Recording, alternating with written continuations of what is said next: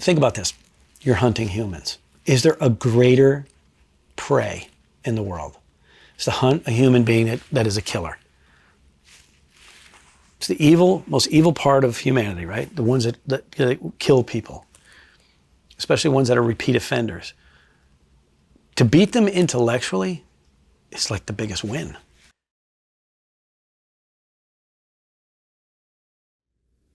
All right, Howie, you were a detective?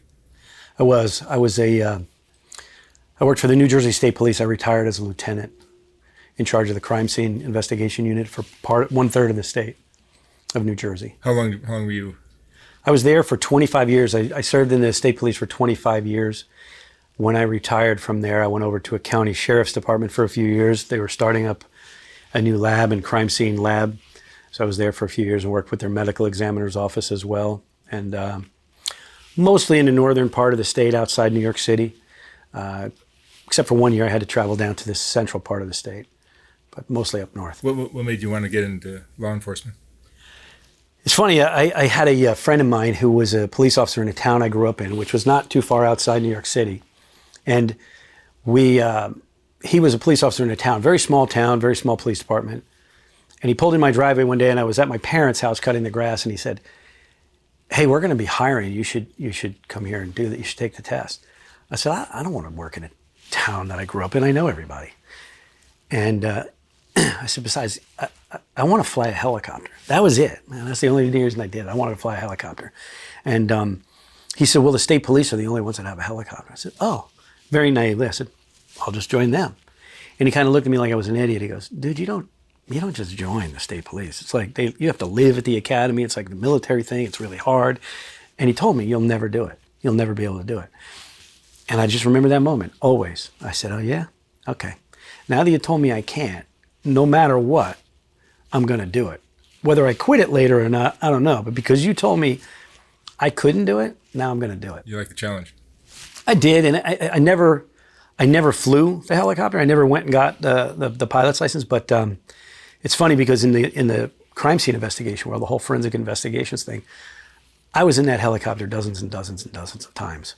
So it was kind of funny that the job I ended up with, those guys I wanted to be ended up flying me around doing all the other stuff. And so I got my helicopter time out of it anyways. Cool. And you tell me about your experiences being the... Yeah. When you join the state police where I was, it's not like in the South where they have sheriff's departments that do the whole county. Our state was very different in that respect. The sheriffs did mostly certain constitutional things. They did the courthouse, they did civil process, and they did warrant service.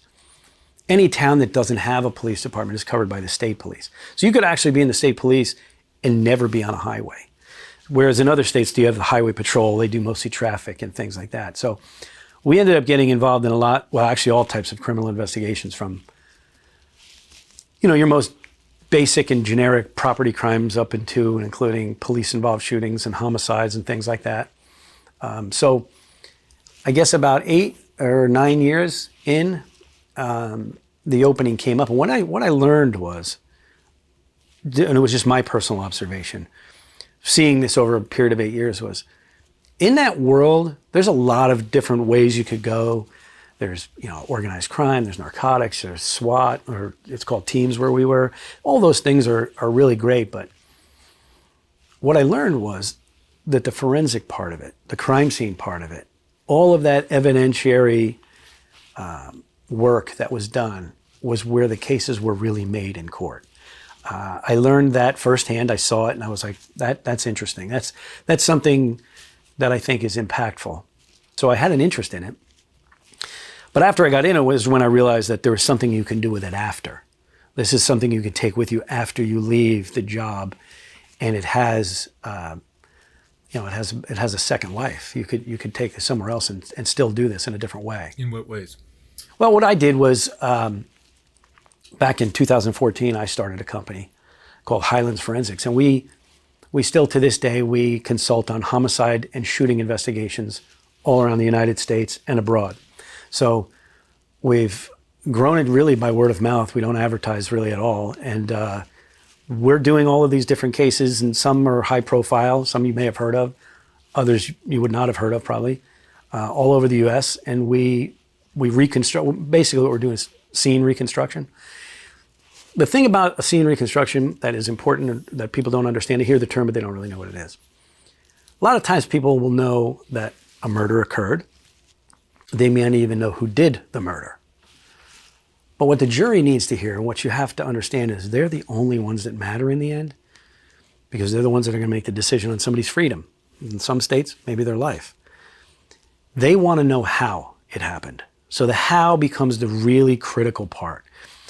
So you have to go into these cases and get information. Reconstruction takes information from all available avenues, and you have to look at it objectively and put it together and provide that how this actually happened. So we had a shooting here, or we had a vehicular homicide here, or whatever it may be. How did this occur?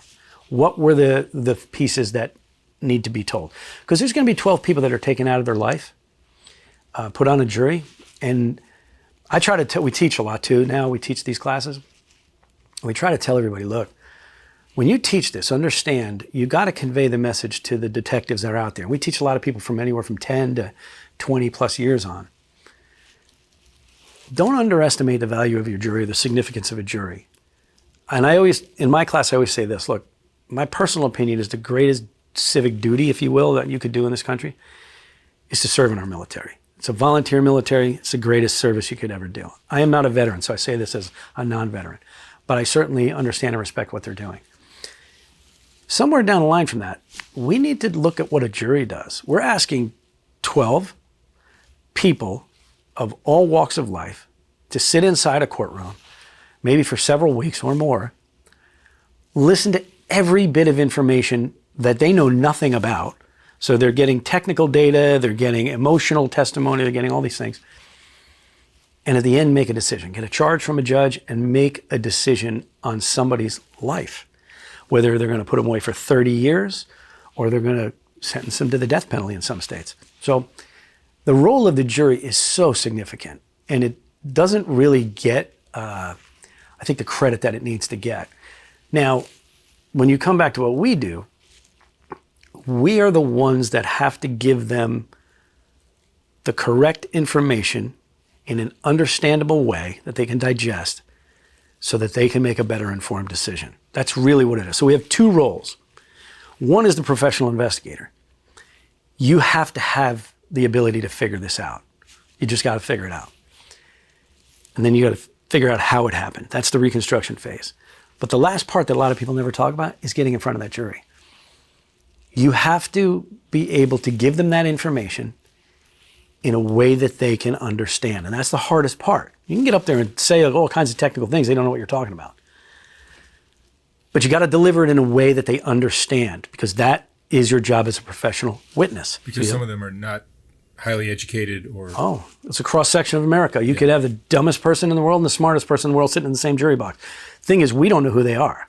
So we have to explain it in a way where you're not trying to dumb it down to insult them, but you also have to give them, probative value of what evidence means and what this particular result means or whatever, and give them that complete picture that we already have. We're at this point, we're trying to persuade them to believe what we already know, and give them the evidence to back that up.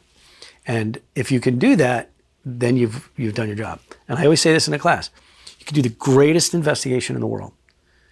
You can create the greatest report, which they'll never read, by the way. They're never going to be allowed to read the whole report. They're going to be spoon-fed by the defense and prosecution what they need. You can do all that work, the best ever. It could be the greatest work ever accomplished.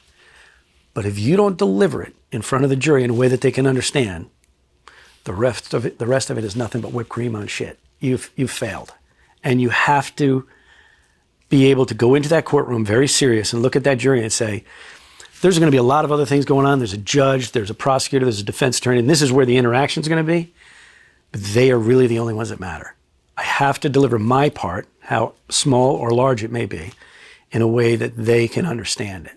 And we always try to tell detectives too, watch them, because their body language will tell you how they interact. They nod their head, or whatever it may be. So read off them, but be ready when you get that honor and that opportunity to speak in front of the jury. And that's where I learned what we did was really important. Last year, the Palisades fire tore through Los Angeles. Most people saw that story. What fewer people saw is that 2026 is shaping up to be the worst wildfire year on record globally. The total area burned worldwide is already more than 20% higher than any year since 2012. That story is out there. It's just being told differently depending on where you look. Left-leaning outlets are focused on the U.S. response, what the government is doing, and who's affected locally. Right-leaning outlets are covering the global scale, the scope, the numbers, what's happening in other countries. It's the same crisis, but with two completely different lenses. Neither version is lying, but if you're only reading sources on one side, you're only getting half the picture. That's something I think a lot about doing what I do. The people I sit down with, their stories get filtered the same way, shaped by who's telling it and who they're telling it to. That's why I use Ground News. It's an app that shows you how any story is being covered across the political spectrum, side by side. You can see each outlet's bias, how reliable they are, and who owns them. You can actually compare instead of just getting handed one version of the news. Check it out at ground.news/SWU. You'll get 40% off their Vantage plan. And by subscribing or gifting it, you're directly supporting this channel too. That's ground.news/SWU. Now back to the video. How important is being a good speaker, storyteller, having charisma maybe? I think public speaking is probably one of the most under-instructed things that anybody in any profession is subjected to. There needs to be more emphasis put on that, because your ability to communicate is sometimes all the difference in the world. You could have the smartest, most genius person sitting in front of a camera and speaking to you at a level you don't understand. It's, they're talking about astrophysics or something. I don't know what they're talking about. I know they're smart. I know they're smarter than me in that field, but I don't know what they're saying. If you can't deliver your message on a level that reaches your audience, then you're missing, man. You're missing. So that ability to public speak is huge. And what we try to tell everybody is, I always ask in the classes we teach, I said, how many of you hate public speaking? Almost 90% of the hands go up. They hate it. They're nervous about it. I get it. I said, here's a way that you could do something about it. Go back to your jurisdictions. Grab your local first aiders and volunteer firefighters and whatever, and do a simple presentation on crime scenes. Because they're going to be in there rendering first aid. How much evidence are they going to destroy if you just let them go wild? I mean, you got to save life and limb, but there's a lot of other things going on here. What it does is two things. It gives them something, a piece that maybe they never thought of, and maybe help them do their job better. But the other thing it does is put you up in front of a crowd and get you more comfortable with speaking. And you can always go back and critique your speeches and say, man, I didn't do very well, or I sucked, or I just didn't get the message across, or I forgot this, or I forgot that. The more you do it, like anything else, the better you're going to get. So that's what we do. And that's what you did after your career directly as a detective. Yeah. We started in 2014. The company, I was still working for the Sheriff's Department. I was doing the consulting, but we've been teaching at the National Forensic Academy at the University of Tennessee since 2008. And we've been very blessed to be able to do that, very fortunate, because we get law enforcement from not only all over the country, but all over the world come in. We see how they work, how they do certain things. We get to speak with them extensively. Theirs is a 10-week resident program. We're there for 1 week of it. And we really get to immerse ourselves in their world too. And that's been a big help. Do you have some interesting cases that you worked on? Oh yeah. I mean, we've had all kinds of, it's funny because people ask, well, what kind of cases? And I always start by saying this. Probably the weirdest cases are the ones that happen in rural areas. They're the strangest. We get a lot of our work, even when we were sworn full time, a lot of our work came from the inner city stuff. It was smoking gun, drug related, whatever. Within hours, you knew who the shooter was. Now it's a matter of going to find them and putting it together. Those are, this sounds crazy, but from a law enforcement standpoint, those are practice. They're good. You're getting your time. And I learned this from a guy from Houston PD one day. He says, you get gang guys shooting other gang guys on the streets. The media doesn't even show up. They used to call them misdemeanor homicides. And they didn't get the attention. You get a celebrity, you get somebody famous, it gets a tremendous amount of attention. You get a police officer fire their weapon, tremendous amount of attention. But the rural areas, those are the ones that leave you scratching your head sometimes. You're just like, what the hell is this? We did one day, it was the most bizarre thing to walk up to. 2 officers went into a coffee shop to get coffee in the morning. They were riding together and they pull up to go in to get coffee. And the one stayed in the car, the other one went in. And as he's in there, he sees this other guy in line wearing like coveralls, like overalls. And he's got rubber gloves on his hands and he's covered in blood up his arm. And he looks like a disheveled mess. Well, he turns and looks at him. Well, he doesn't want to start anything in the coffee shop. So he knows the guy's just getting his coffee and coming out, but he's keeping his eye on him. They wait for him to walk outside and they approach him. And they asked him, "Are you okay?" He says, "Yeah, I'm fine." And they said, "Well, you're covered in blood. What is this? What happened?" And he said, "I hit a deer with my car," which when you think about it was a brilliant answer. "And I had to get the deer out from under the car and I had to cut it and blah, blah, blah." And this was kind of a more rural area. So it was somewhat believable. But they asked him for his license. They saw the address and the one walked away and asked another car from the area, "Go check this address." When they got up there, his brother-in-law was dead on a hand truck in the yard. His head is down by the curved part of the hand truck and his legs are sticking off by where the handles are. Well, these two got all liquored up the night before and he hit him with a shovel. He brained him with a shovel over the head and killed him. Fractured his skull and he bled out. Well, he was so drunk that night, he couldn't move the body. And that's another thing. People think they can move dead bodies like you see in movies. It's not as easy as you think. And this was like a farmer dude. He wasn't slight of build. You'd think he would be able to do this, but dead bodies are not cooperative. They're like Gumby. They just flop around and they're a little difficult. So he puts them on the hand truck, right? He's using his farmer ingenuity. I got to move him. So he puts him on the hand truck and he starts to wheel him and he's like, I'm tired. So he just says, "Fuck it, I'm going to bed. I'll do it in the morning." So he gets up in the morning. He needed coffee though. Before he was going to finish disposing of this body, he decides, "I'm going to run into town and get a coffee." Well, he forgets to take all the bloody gloves off and he happens to go to a coffee shop first thing in the morning where 2 state troopers are standing there having coffee. And that's how they find him. And you walk up, and this is one of those things, you walk up to the scene and there's just a dead guy on a hand truck and you're like, "Anybody know what happened?" And you're just like, these are the bizarre things you see in those areas. Here, in the cities, it's all mostly the same stuff over and over. But we've done some higher profile in the consulting side. We did the murder of Chris Kyle, the American sniper, the Navy SEAL. It was a very sad story, but it was one again where it was, how did it happen? In that particular case, you got to remember that Texas has something very unique. The Rangers. Texas Rangers are, I have a lot of experience with them and dealing with them through the National Forensic Academy and other things. They are probably definitely one of the most, if not the most squared away law enforcement agency in the United States.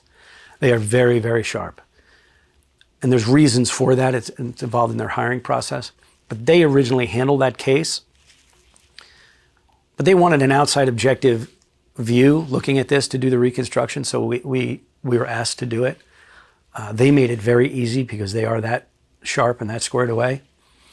And we did have to go down and testify in that trial to try the individual who murdered Chris Kyle and Chad Littlefield, his friend.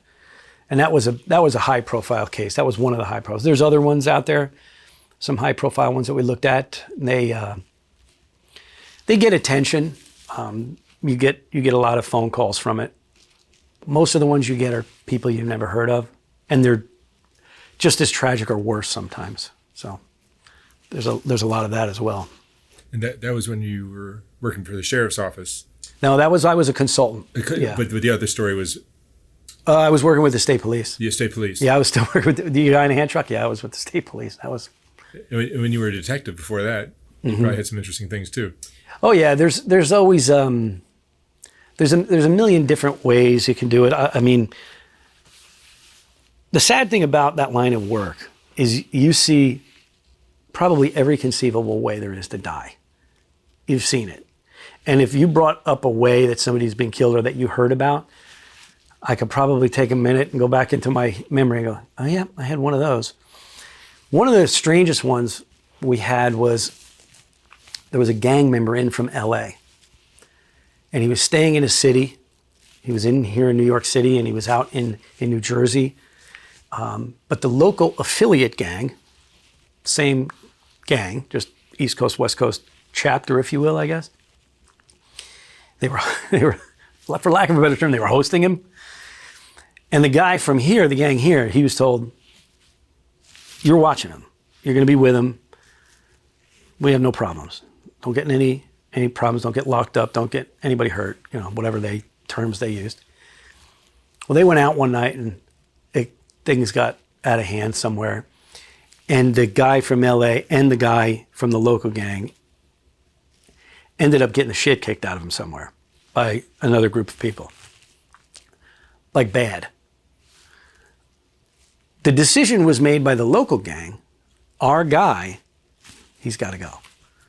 We have to almost, I guess, sacrifice him to save face, which is where you get into these tribal dynamic cultural things of these gangs.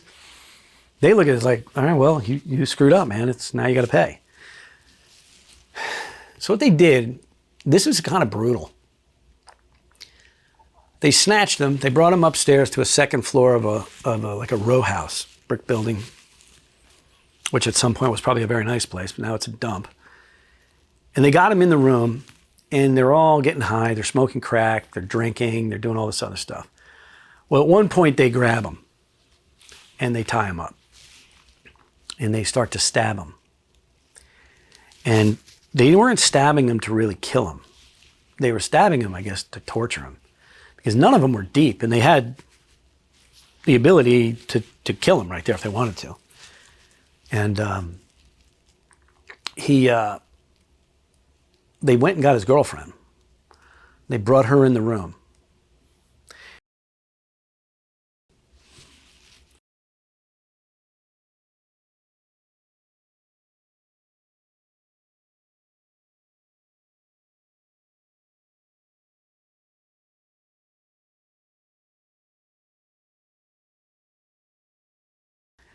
And then they basically told her, get out, and if you ever talk about this, we'll kill you and your family. She leaves. They end up killing him on the floor. They slit his throat. They roll him up in a carpet. And I always laugh when I tell this part because it's so bizarre. I don't know what they were thinking at this point. They rolled him up in the carpet. They took him down the stairs, and outside on the sidewalk was a shopping cart from like a grocery store. They folded him in half and they stuck him in this shopping cart. And one of these super geniuses just decided, all right, well, we got to get rid of him. He rolls him down the street, and this thing's going down the street and the front wheels are like going like this, and he gets broadsided by a car. The body comes flying out. It's laying in the street. The carpet's half open. People see it. They call the police. So the city police show up. They don't really know who did this yet, but they knew it had to do with an apartment. So they're up in the apartment. We end up getting called. We go to assist from the forensic side. And we're in this apartment trying to find the blood and link him back there. They get some of them in custody. One of them is a 14-year-old kid. I get to the city police department. He's cuffed to a desk, and they're talking to him. And he's like a tough guy. He's 14 years old, but it's not like 14 years old when we were 14 years old. They asked me, do you have any questions of him? I said, no. And not yet. But before I had done that, I had gone to the autopsy of the guy in the street. And it was like amazing. We always x-ray the body beforehand because the bullets, if there's bullets or anything foreign in the body, metallic, it'll show up right away. So you see like a gold chain, in the body in the autopsy. But then in the area of the abdomen down around, the groin area, I'm talking x-ray through the body, you see these things about this long. And there's a whole bunch of them. And they're all going in different directions. They're all little things this long going this way, crisscrossing. And I'm standing at it was like a white light board that they put the x-rays up on, like in a hospital. And I'm looking at it, I'm going, what the hell is that? I have no idea what that is.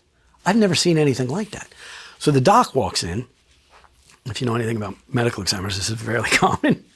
I walk in like, hey doc, look at this. What do you make of that?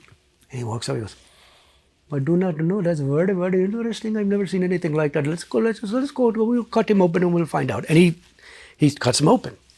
And he gets down into this area and he opens up the intestine and it's chicken bones. It's chicken wings. And at the scene, there was a box of, I won't say the brand, but it was a very well-known fried chicken company box there. So they had wings and they had eaten them. So all there was the crispy on the end shoved up his ass. And he goes, I remember the doc saying, these were not digested. I said, no, I could tell. I don't need to be a doctor. I said, they shoved these up this guy's ass, right? He goes, yes. I said, wow, never seen that before. So then I'm at that station, that 14-year-old's there, and they asked me, do you have any questions? I said, I have one. I looked at him, I said, hey, I get you had to kill him. I get the rules. They're against the law and all that shit, but I get it, man. The dude didn't do what he was supposed to do, he had to go. But I just came from his autopsy, and he had like 18 chicken bones stuffed up his ass. I said, do you know anything about that? This 14-year-old kid looks at me and goes, he's a chicken shit motherfucker, that's why. And I looked at this kid and I went, wow, 14. 14-year-old is killing people and shoving chicken bones up their ass. What's he gonna be like when he's 25? I walked out of there just going, wow, man, that is crazy. And I tell that story sometimes in classes because people go, some people have said to me, do you find that, you don't sleep at night or, some of the cases you did bother you? And some do, some do. Cases with small children and babies, those are always the toughest ones. But I always ask the class, I go, and this is a room full of seasoned cops usually, how many of you are normal?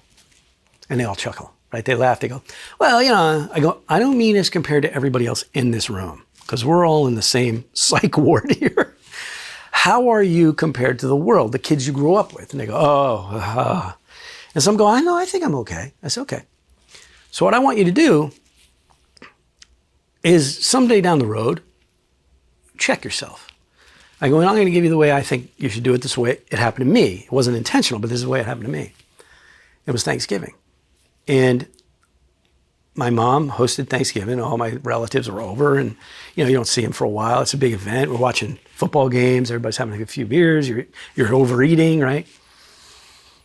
And I remember sitting at the table and I'm at the table and my aunt is across from me and I'm eating my food and it's just delicious and, everything's great, right? That family time. And she says to me, Howie, how's work? I said, oh, it's good. She goes, work on any interesting case? Oh, yeah, I got one the other day. It was weird. I had a gang guy come in from the other side of the country, from the West Coast. He got hurt, he got beat up. They killed the local gang guy here.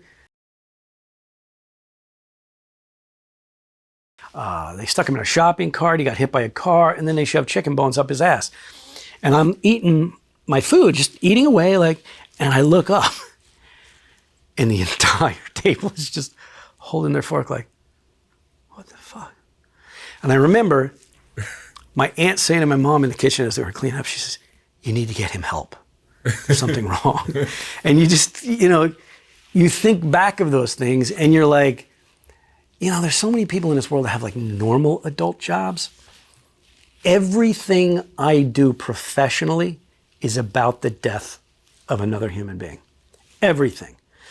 So not only do you see the way they're killed, with thousands of jobs, but the reasons why it happens are all different. There's justified killings, there's completely unjustified killings, there's questionable ones, there's this, there's that. Some of it gives you a little bit of a moral dilemma here and there, but it just kind of goes and goes and goes. You get out, and I'm still doing the consulting, so I'm doing a lot of it, but it's a better place to be in. I can look at it from a different point. And I try to tell everybody, when you leave, when you finally pull the plug and get out of this crazy line of work, you'll get some of your humanity back inside you. You got to just get away from it for a little bit. There's a saying that they say, like, the average person gets between 3 and 5 sees 3 or 5 traumatic things in their life, whereas a police officer will see like 400 to 500. Right. When you're doing crime scene work, 400 to 500, it's thousands. It's thousands of these things. And it's almost every day. There's something. A mom dead in a car from a car wreck with her 2 kids in the back seat screaming their name. I had a girl, she crashed off the highway into a piece of construction equipment, back into a dozer. Well, this dozer wasn't gonna move. This little tiny car she was in just crumpled up, and she's dying. We're trying to get her out. We had a fire department chain the column of the steering wheel trying to pull it up, and I'm behind her in the car. And it was it was probably one of the weirdest things that happened in all the years I've been doing this. She looked up at me and said my name, first and last name. I looked at her, and she died. She died right there. And everybody looked at me and they go, "Do you know her?" I go, "No."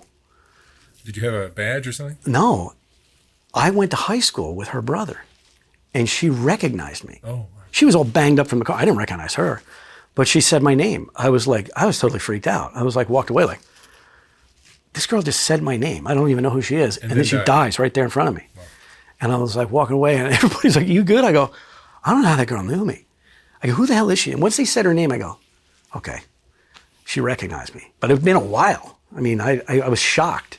But yeah, it was weird, kind of weird things like that just, they come back every now and then in your head. You got to definitely decompress, because I don't care who you are or how tough you think you are in here. There's some things in your life that are going to make you not okay. And you got to deal with them. And you may have to talk about them. And sometimes that's why people say, why do cops always hang out with cops? Because we can talk about the stupid shit that we do and the crazy things we see, and we get it. You say it to other people, they don't always get it. And they definitely don't understand what you're going through. Can you talk about that? You're married?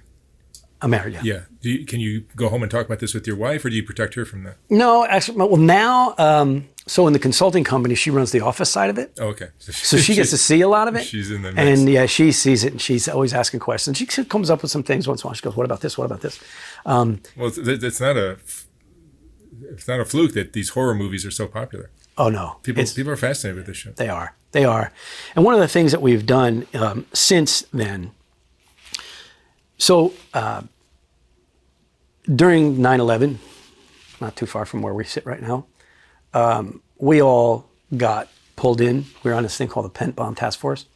It's a federal task force with the FBI and their ERT teams and everybody. A lot of the rescue and recovery came out of New York, and a lot of the criminal part of it came out of the FBI Newark, New Jersey office. So we spent a lot of time here. In my particular unit at that time, I think there was eight of us. 4 of us got cancer from exposure. And knock on wood, we're all still here, but each of us has had to go through a bunch of shit to get to this point. Chemo, radiation, multiple surgeries, and then all the aftermath shit that comes out of it. A lot of people don't realize that we've now lost more people from the after effects of it than we did on that day. Really? And that number is growing, actually, quickly.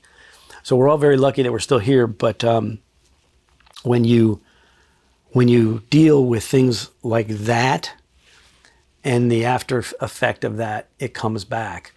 So we were teaching around the United States, and a lot of flying, a lot of traveling. In my whole thing, the cancer was inside, so they cut a lot of me out, and flying became much more difficult. Traveling in and of itself, you got to manage your whole digestive thing and everything.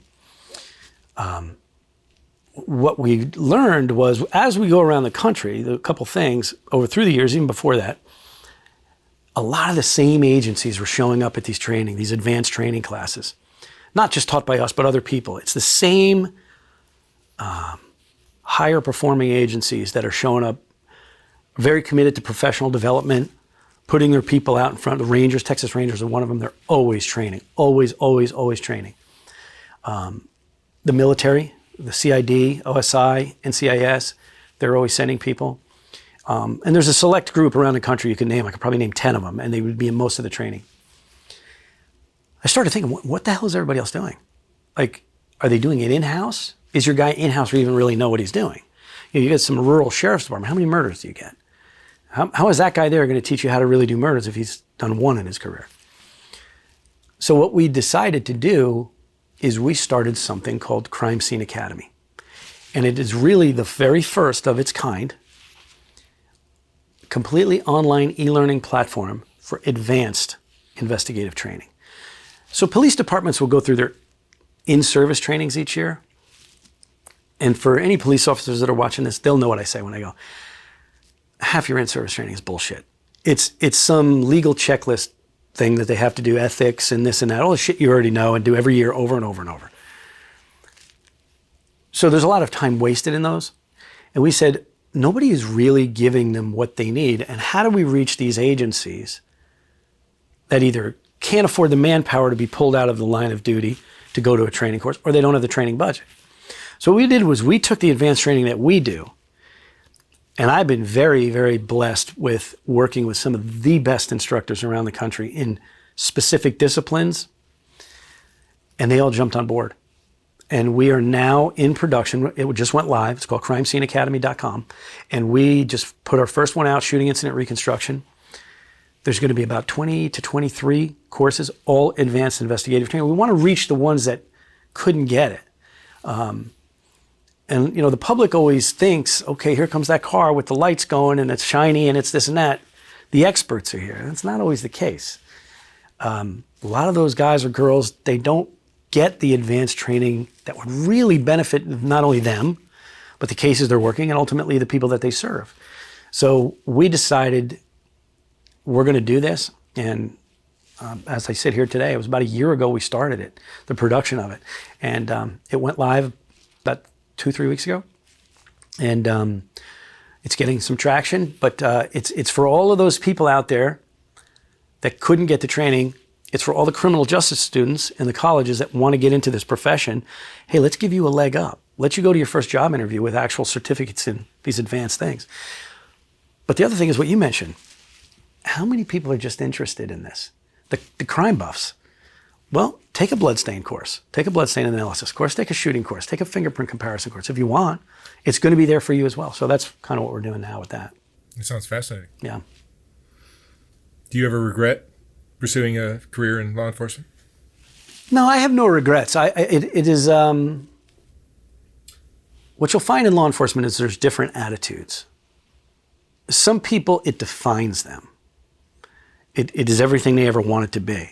I didn't. I never thought about it until I just thought about flying a helicopter. I look back at my career and I say that was job training for what I'm doing now. Mm. That's it. One of the things that happens when you get sick, when you come out of an anesthesia and a doctor shows you a picture of the tumor inside your body, man, I'm going to tell you what, it'll slap you into reality quickly. And I always said from that point, you have that moment where you kind of get in touch with your own mortality, and it's very sobering. And you realize, and you speak to people, and there's different people that give you different advice, or maybe they give you a little snippet of something here or there. And I remember after the Chris Kyle case, I got to know a guy that was on his team, a SEAL. And when I had talked to him afterwards and I was telling him about it, he had some great, I don't know that he was really thinking about imparting wisdom on me, but man, did he ever. And when you take it from a guy like that who's seen the darkest side of the world, He said a couple things. He says, first and foremost, you're never out of the fight. You're never out of the fight. As long as you're breathing, you're never out of the fight. The second thing he said is, it's going to be tough. You're going to fall. Always fall forward, because that's the direction you want to go anyways. I'll never forget that. And the third thing he said was probably the most profound. He says, you'll never know how strong you really are until being strong is the only choice you have. And I never forgot that. And I said, man, holy shit, that is like, you talk about people coming into your life for a reason and words of wisdom or whatever it might be. I was like, fuck, dude, he's right on the money. And I've never, ever forgotten that now. Even today, it could be the most minor little thing. Fall forward. You're going this way anyways. Never fall backwards if you can. After the diagnosis, I remember sitting up one night, waking up in bed and leaving my bed and walking down to the family room. Never turned the TV on, I just sat there. This never happened to me. And all the crazy shit I've seen in my life, I had a panic attack. I had an anxiety attack. I didn't know what it was. I thought I was having a freaking heart attack. I'm like, nothing hurts, but I can't control this. I started to like shake, and I'm like, what the hell is wrong with me? And it showed me something, that we're not bulletproof. We're not 10 feet tall and bulletproof. This shit will affect us too. My day-to-day job is to come fix your life, fix your mess, clean up the tragedy in your life. And I do that all the time, over and over and over. But now I'm looking at it, and it was like, holy shit, dude, you're just human, and you got to deal with this. And there's an old saying, sometimes it's okay to not be okay, and you had to figure it out, And you talk to the right people, not all the conspiracy people. You talk to the right people, and they give you those little words, those little kind of nuggets, and man, it changes your world. It really does. It gets you focused, and then you just go. Those were some great ones. Yeah, they really were. I mean, they changed my life. I have to admit it. And who does it come from? Some literally battle-tested, hardened dude that's probably dealing with his own depressions and his own issues, PTSD, TBIs, hearing loss. He just looked at me. He says, "Look, man, I get it." And boom, he said those things. And I was like, "Okay, I'm good." There's a lot of PTSD, a lot of suicides in this line of work, isn't there? Yeah. Yeah, you get, you know what it is too? You're dealing with everybody else's crap. And then if you see somebody that has something, one of their children, unfortunately get hurt or sick or die, or somebody in their family, it's like a measuring cup. You can only fill it so high, and then it's going to spill over. And you have to learn through the years to every now and then, you're going to always have some in there. There's always going to be some shit in here. Keep pouring it out when you can and manage how much is in there. If you let it go and it spills over, I can't tell you how many cops suicides I've done. Dozens. They put the gun in their mouth, and I know others that had it in their mouth, started pulling slack out of the trigger and just stopped and said, I don't know. I've had some of them that were so honest with me after, they go, I don't know whether I was just too chicken shit to do it. I mean, that's a very honest comment. You're talking about a guy with a gun in their mouth ready to blow their brains out. And he says, I just think I chickened out. And I would always look at them and go, no. You figured it out. Nothing here is that bad. Now, that's easy for me to say, but depression is a wildly powerful illness. And I never thought anything of it until I got on this job and I saw people killing themselves, terminally ill people, people with all kinds of problems and drugs and this and that, depression. Depression's a big one. They would hang themselves all the time. They would shoot themselves. They would do a lot of different things. So it was really sad. But you do see it quite a bit. Do you think the world is getting worse or getting better? No, this is a rabbit hole. Okay, I'll answer that honestly. I think our media is horrendous. And I think some facets of social media makes it worse. Mike Tyson, of all people, gave a statement one day. I never thought I'd be saying Mike Tyson gave a brilliant intellectual statement, but he did. And he said, people sit down, the armchair thumb warriors, and start blasting stuff out on social media without the fear of getting punched in the mouth for what they're saying. And there's so much truth to that. There's the anonymous aspect of social media commenting it's cancer. It's terrible. It's the worst thing. It's terrible for social media. They pop off. They don't think twice about it. You can no repercussions. Nothing, almost nothing ever, and they just keep going. And then there'll be a response. Then they go again, and then it's the back and forth, and it escalates.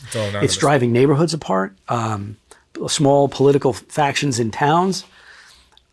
Baseball. But it's really horrible for a teenager's self-worth or anyone who's susceptible. Well, the suicide rate amongst the teens from this, the bullying and shit online is, what are we doing?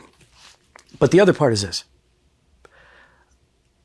When I was a kid, I would look at my parents and say, man, they're fucking disciplinarians.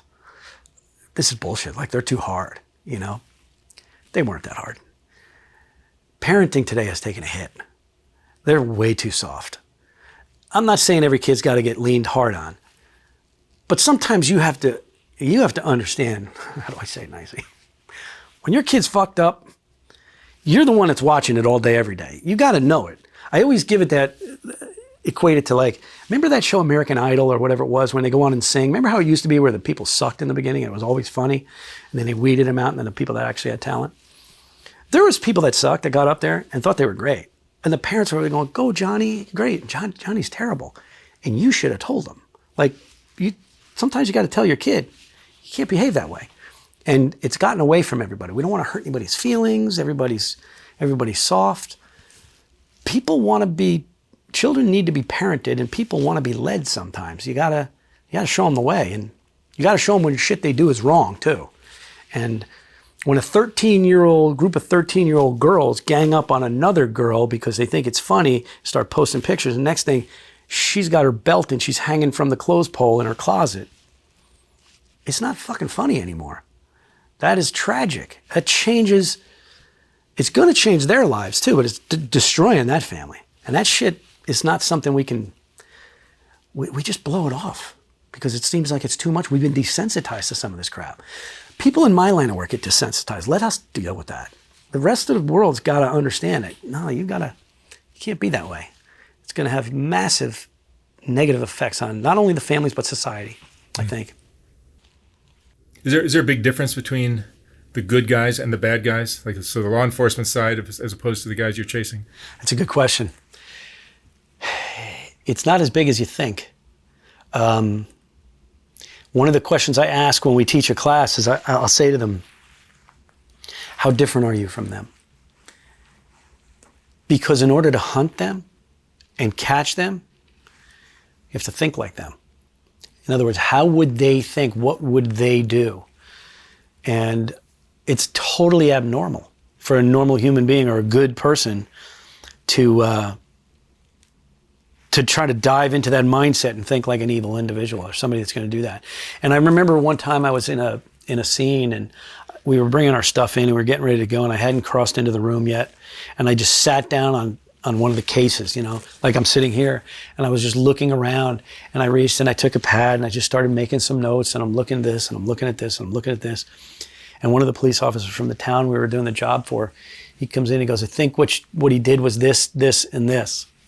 And that's why this happened. And I looked at him, and it was kind of one of those things where I was listening to him, but I'm still focusing. But I remembered what he said, and I went, no, that's not how it happened.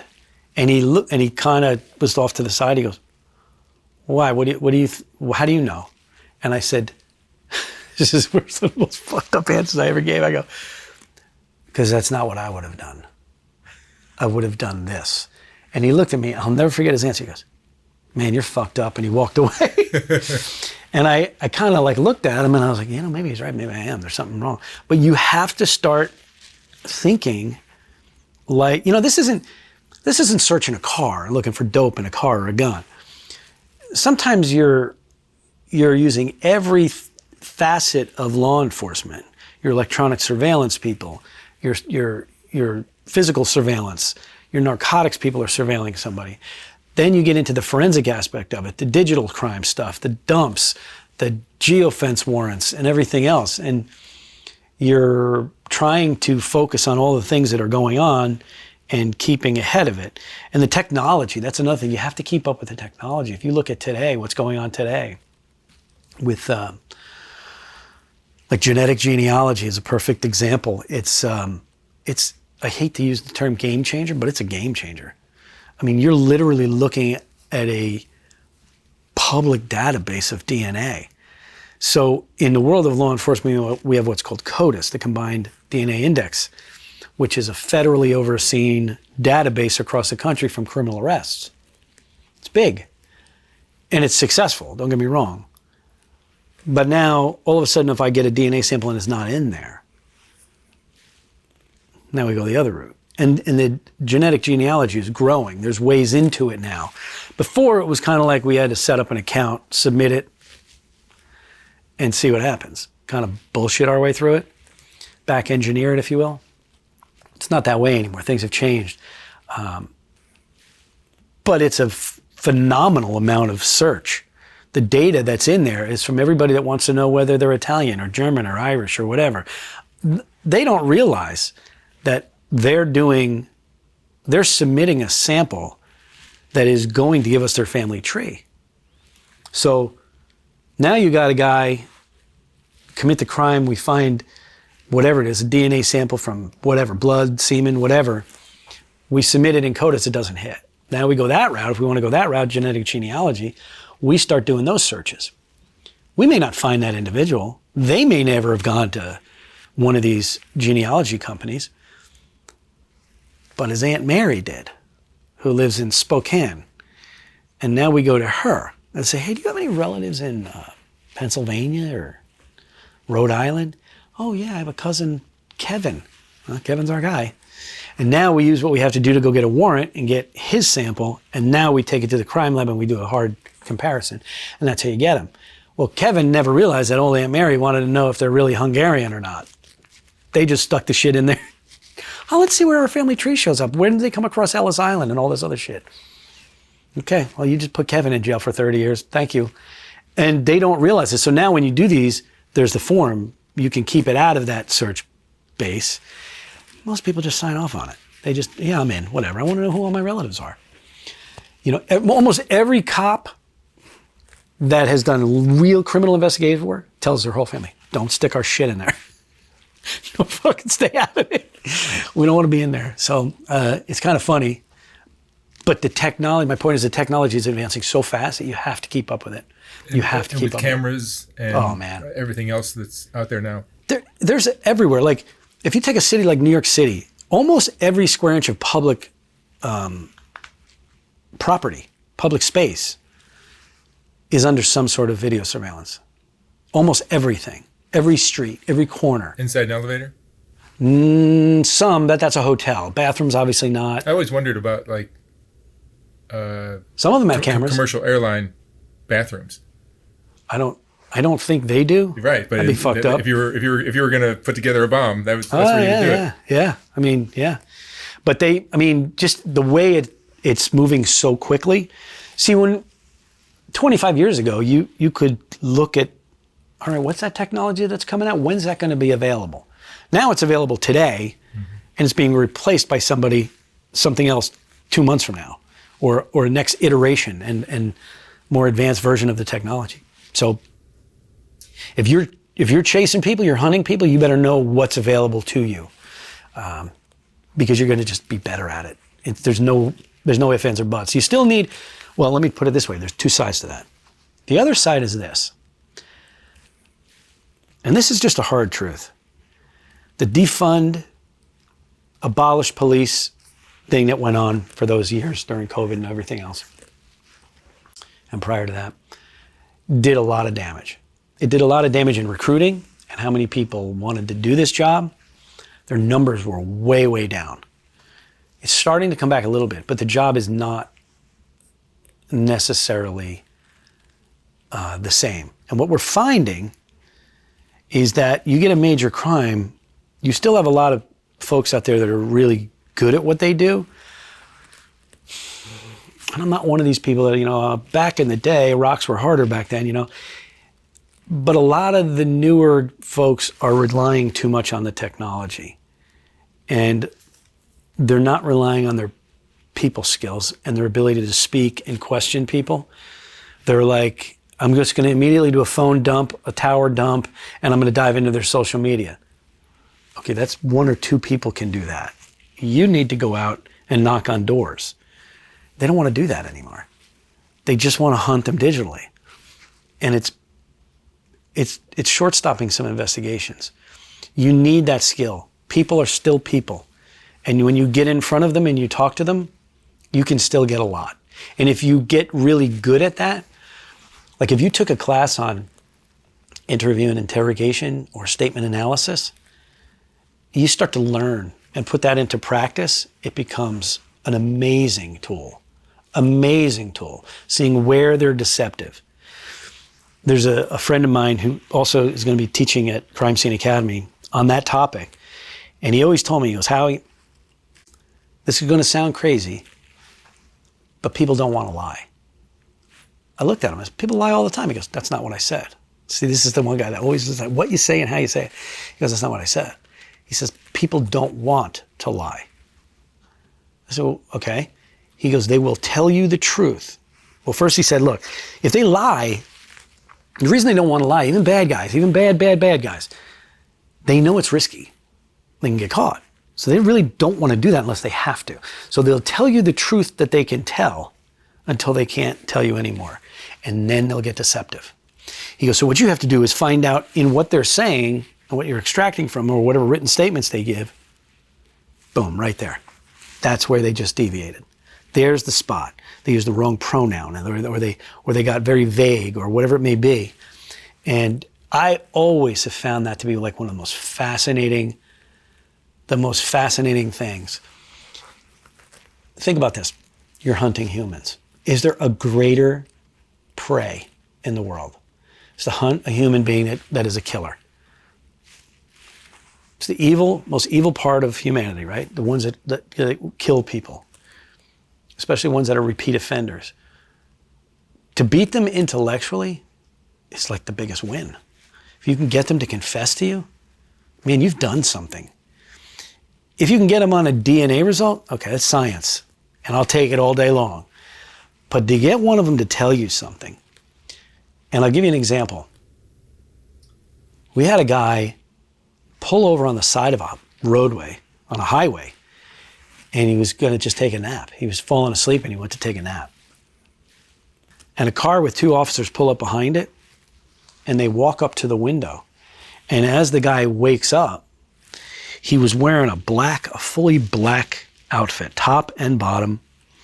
He was a black guy, had kind of big hair, and he was in the car. He had black gloves, and they were like, and before they could say anything or do anything, he threw the car in gear and takes off. So now they're chasing him. And as they're chasing him, he's firing things out the window of the car into the median of the road. Well, they get him. They bring him back, and they realize some of what's in his car had blood on it. So they call me. I go out. I see the car. They go out along the highway. We find the things that he was throwing. One of them was a katana sword. You know, those like Oriental fucking samurai swords or whatever. Mm-hmm. And he's got blood all over it, like a lot. I'm like, holy shit. But there's nobody with him and he's not hurt. Well, in his black, really dark black clothing, you couldn't see, but it's soaked in blood. There's blood everywhere. But in the dark clothing, it's hard to see, especially in the nighttime. So I get in the room with him and he doesn't want to say anything. People are talking to him. I'm looking at some of the other things that he's doing. I'm going to have to take his pants. I'm going to have to take his clothes. I'm going to do this. We're going to have him in a jail jumpsuit. And I remember in his car, I go to look at the car. And in the car, I can see a credit card with a woman's name on it.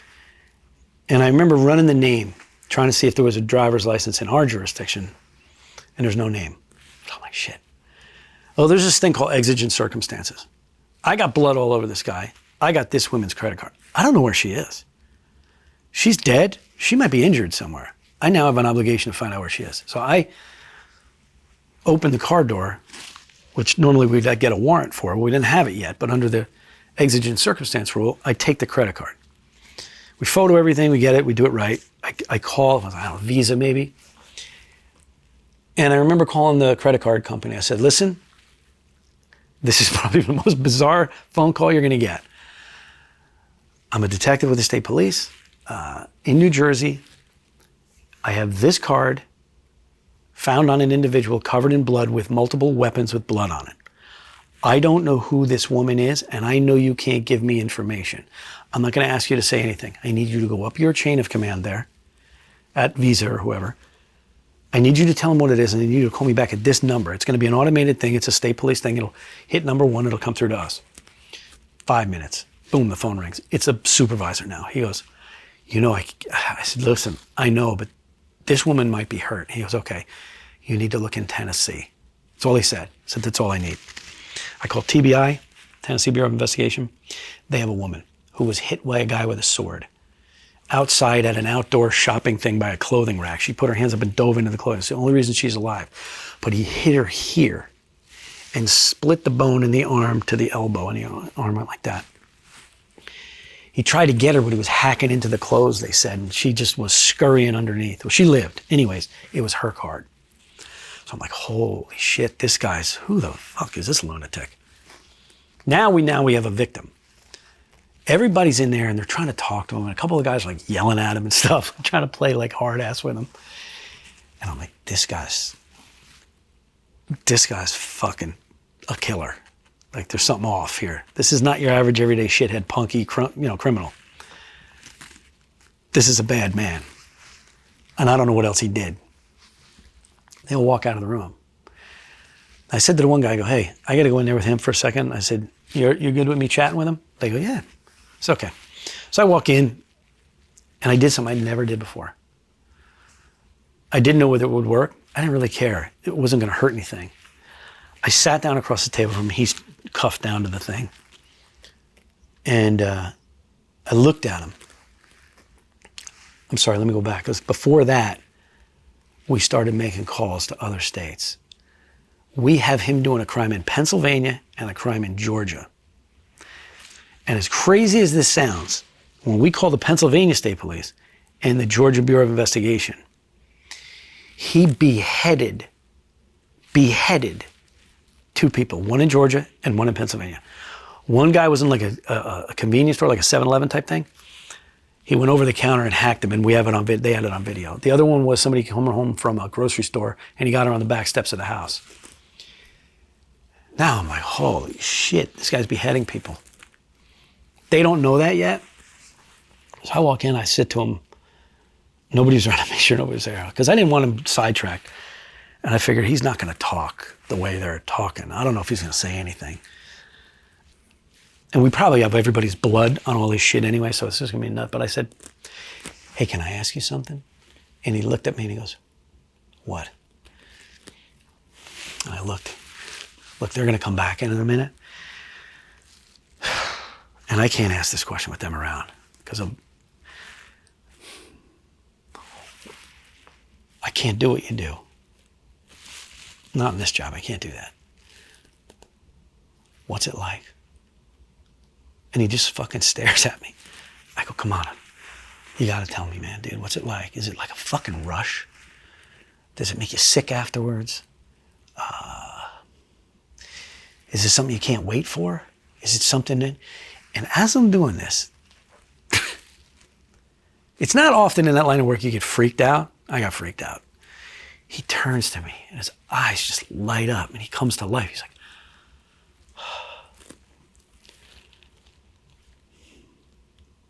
I'm not going to say this to them. I'm going to say something else to them. But I'm going to tell this to you. He goes, you got to just do it, man. You got to fucking try it. You just got to try it. They're out there. They're deserving. You have to do it. It's the only way. I can't explain it to you. It'll change your life. And I'm sitting across the table going, wow. I think this guy's the fucking devil. Like, holy shit. I just opened up Pandora's box and I'm like, all right, cool. And they walk in, they go, you say anything? I go, no. We're going to now take him down to the county jail. And they got him cuffed behind his back and he's walking out. And in the room full of everybody, he looks over at me, he goes, I want to talk to you again. Me and you are going to talk. I said, all right, bud, I'll come down. I'll visit you. We'll talk again. They left the room. They all looked at me. They go, what's that about? I don't know. That guy's fucked up. Just like, holy shit. But I inadvertently, and I can't say there was any skill in this, I triggered something in him. There was like, I don't know whether he believed me, whether he was really screwing with me. I don't think he was. You made a friend. But it was the weirdest thing. And you know, these other states came flying in. They wanted him. He didn't kill anybody in our state. He just happened to pull over to take a nap. And we got him, but we got all the evidence and they got him and they put him away. He was a serial killer. He was making rounds up and down the coast and he was just chopping the shit out of everybody. And that night he tried to tell everybody, you know, it was God. God told me to do this. He's the one that selects them. I'm just I carry out his commands. He was trying to play that he was nutty. How often are these cases, you know, you saw a lot of them as a cop or, you know, when you're working for the state or what you're doing now. Are drugs part of the, why the crimes are happening? Not guys like that. He's just that crazy. guy's, yeah, he needs to go away. Like you can't let him out again. He's fucked up. He needs drugs. Yeah, he probably does. He probably do better with them. Yeah. Maybe. In the inner city stuff, the urban area crimes, it's always drug related. There's always something there. You get their tox levels back from the guy that just got killed. He's through this, he's through that, through the roof on certain things. A lot of it's about drugs, drug turf wars. You know, it's sad, but there used to be a lot of drug interdiction. And there was a huge group of people that would say, you know, it doesn't do shit. We're only getting this much. I don't know how much we really got. I mean, we got a lot. These drug interdiction teams throughout different states, they were pulling a load. We were pulling tractor trailers of dope in, cocaine and marijuana and everything else back then. It's over. I spoke to somebody the other day at a PD, and he was a boss. He said all these guys want to do is stay in a station. I said, why, are they lazy? He goes, no, they're not lazy. It's the only place they can't get fired. And I said, dude, that's a huge problem because it's an enormous problem. They don't want to go out. They don't want to be in front of people because with everybody with their cameras and all the cameras, you say the wrong thing, you're suspended. You say this, you're done. And they have a good point. They go, you know, there's no cameras on lawyers. There's no cameras on this person or that person or judges or everybody else. What happens when they screw up? They don't get fired.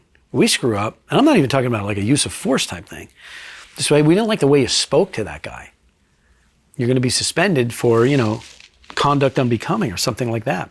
And they are all of the opinion now, and this is 2 days ago this guy said this to me. They're handling medical calls for service, and that's it. They don't even want to do traffic stops. Some states are still doing it, but you know, they're the ones that have support. Up here in the Northeast, no. They're not. You would drive down an interstate and see people being searched all the time. You saw people getting stopped. You saw people getting arrested. You saw normal people getting written up summonses for just speeding. You drive up and down these highways, you don't see anything. It's rare compared to what it used to be. So what have we done? Maybe we've just as a society, we've created a mindset in law enforcement that the people that we used to get don't want to do this job in the first place. So like, this is thankless bullshit. I'm not doing this. And then on the other side of it, you look and they say, even if I'm going to do it, I'm not going to put myself out because I'm going to get jammed up. So they kind of, you know, they tend to stay away from it. And it's just the way it goes, I guess, now. What do you think the solution is? It's interesting to look at like what El Salvador did, which is pretty extreme. President Bukele, I think it's pronounced, basically just put any guy that looked like a gang member, anybody that has a tattoo, going away for prison for the rest of your life, end of story, done. Yeah, that's a little extreme. It's pretty extreme, right? But they might have been in a position. But El Salvador is now a very safe country. Yeah. Where it used to be the terror of Central America. Sure. I think what would end up having to happen here is, if you look, a lot of places, law enforcement are getting paid very well now. A lot of our political world is directly responsible for what happens in the law enforcement world.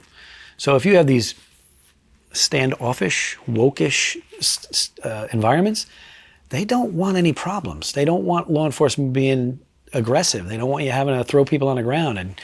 And their answer is, we're going to give you a good raise, just don't do shit. Answer calls for service. What needs to happen is that people need to get behind them and understand, look, cops are going to make mistakes. But an overwhelming amount of the time, it's never in anything less than good faith. They may make a mistake, but it's not like they're criminals. There are those. Well, they police their own. We get them. But it's like anything else. But you got to get behind them, and you're going to attract a better recruit. You're going to attract better people. And you have so many people coming out of the military that were looking for work. That everybody's like, well, if you don't have your 4-year degree, it's funny because when you need a 4-year degree, but they don't give a shit what it's in. It'd be a fucking square dancing degree. Oh, you're good. It's a legal checkbox. Okay, well, what good is that? Because that kid that just came out of the Marine Corps or the Air Force, who's like really squared away, who doesn't have it, he's what? No, he's no good? He was good enough though to, and that kind of screwed a lot of shit up, I think. Because we got a lot of, oh man, don't get me going down the rabbit hole of the whole college thing. Because once they instituted that, you could almost see the change. There was a lot of question authority, like, why do we do this? Why do we do this? I don't like the uniform. It's too hot. You're like, dude, really? That shit never happened before. But, there's a lot of really good cops today that are trying their asses off. They're running into a larger amount of society that does not support them. There's still a lot of people that do. But we need, we are a nation of law and order. You have to have this.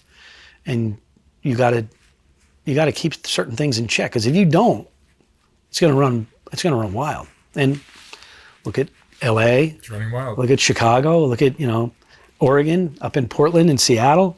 I mean, when you look at a city who has allowed a group to take control of an area of a city street and say it's ours now, and then you say, well, we're going to just let them in. No, you can't do that. However you handle it, you have to handle it, but you have to handle this. Because if you look in that thing in Seattle where they had the chop zone or some zone or whatever they called it, you had multiple sexual assaults in there and a homicide that happened within that area. Well, what are you going to do? The medical people that tried to come in, they didn't want to let them in. They held them off at gunpoint at one point in one of the videos. Well, you're having these things going into a place that now has no law enforcement, and you've ceded this place to them. When you do things like that in a society, you start drawing Looney Tunes from everywhere to that area going, I want to come there. I want to do that. This is crazy. I'm going to do it. Well, let me ask you something. Like, think about this. The public needs to think about this. Okay, you have a homicide and multiple sexual assaults. Who's responsible for that? Well, we don't know. They're going to tell. No. Who's responsible for creating the environment that permitted that? And this is what we talk about on our podcast. The mayor. I charged that mayor with felony homicide. That's what I do. I would go in there at a state level and yank that mayor out in handcuffs and set this thing back in place. And people say, well, you can't do that. Yes, you can. She committed a felony by allowing that lawlessness to occur, or if it's she or he or whoever it was. And then once they did that, that's a felony. You can't allow that to happen. You can't call the police back. And so you can't go in there. They have a constitutional obligation to do that. And then you have rapes and murders going on. You're fucking responsible for that. Yeah, the shithead that did it is too.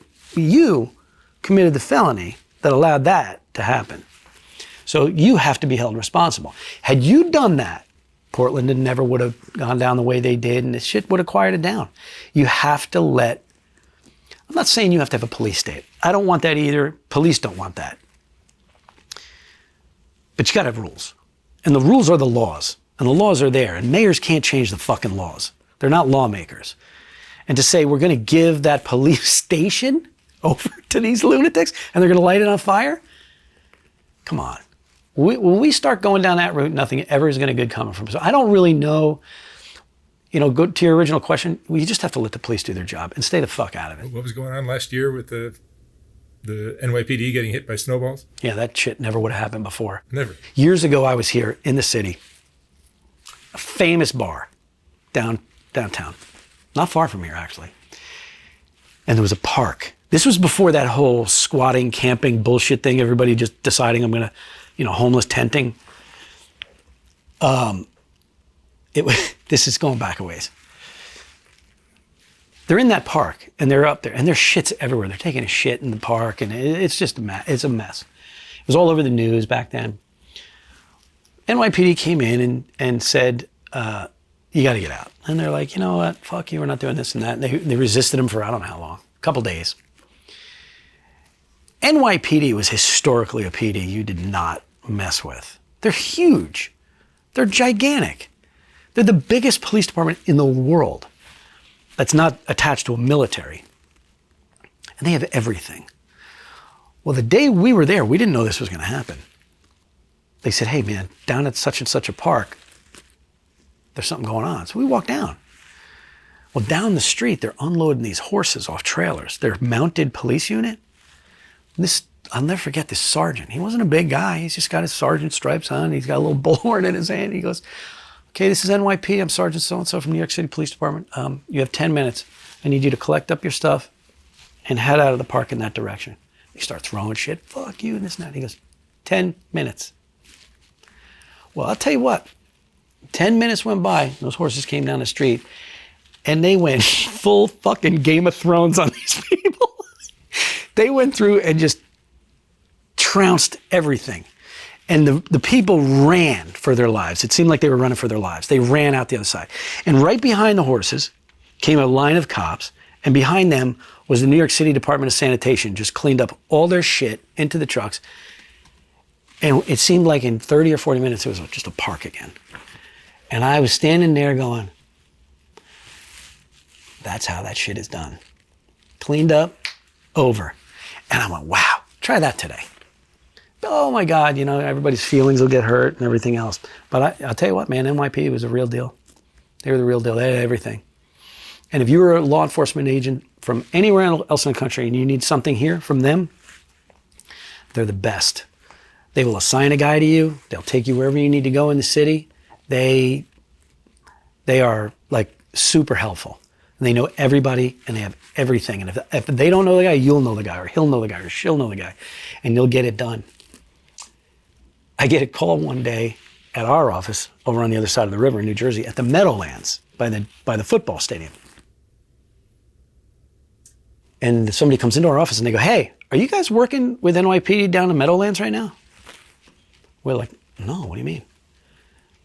And the funny thing about NYPD is, and they'll admit to this, they don't really give a shit about jurisdictional boundaries. They'll go anywhere. They'll go to fucking LA and knock on a door. NYPD, that's just who they are. It's one of the magical things about them, I think. Well, we go down to the Meadowlands, and there they are. They're digging up, they have a backhoe. The backhoe is painted like a police car. And there's an NYPD guy with a hard hat, and he's digging in the Meadowlands, and he's dumping dirt. Well, this is like a federally protected wetland. And we're like, what the fuck are they doing? So we walk up to him, and I go, hey, man. And he shuts the machine down. He's like, hey, what's up? I go, you good? He goes, yeah, I'm good. What are you guys looking for? We're looking for a body. There's no New Jersey law enforcement with them. They just drove this shit over to the Meadowlands and started digging.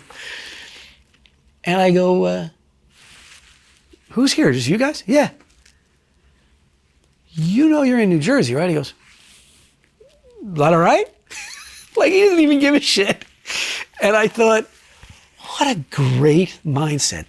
They bring a backhoe, like it's a marked backhoe. They pull it off a lowboy trailer, drive into federally protected wetlands. The snitch tells them the body's buried there, and they just start excavating. And I'm going, man, the tree huggers would lose their minds over this. You probably just killed a species of frogs or something that, somebody's gonna lose their mind over it. They don't care. They just went in and, we had to get involved at that point and help, but we're like, Jesus, guys, you just call us. They're like, we don't want to bother anybody, but that's how they are. They're great. I loved working with them. They had everything.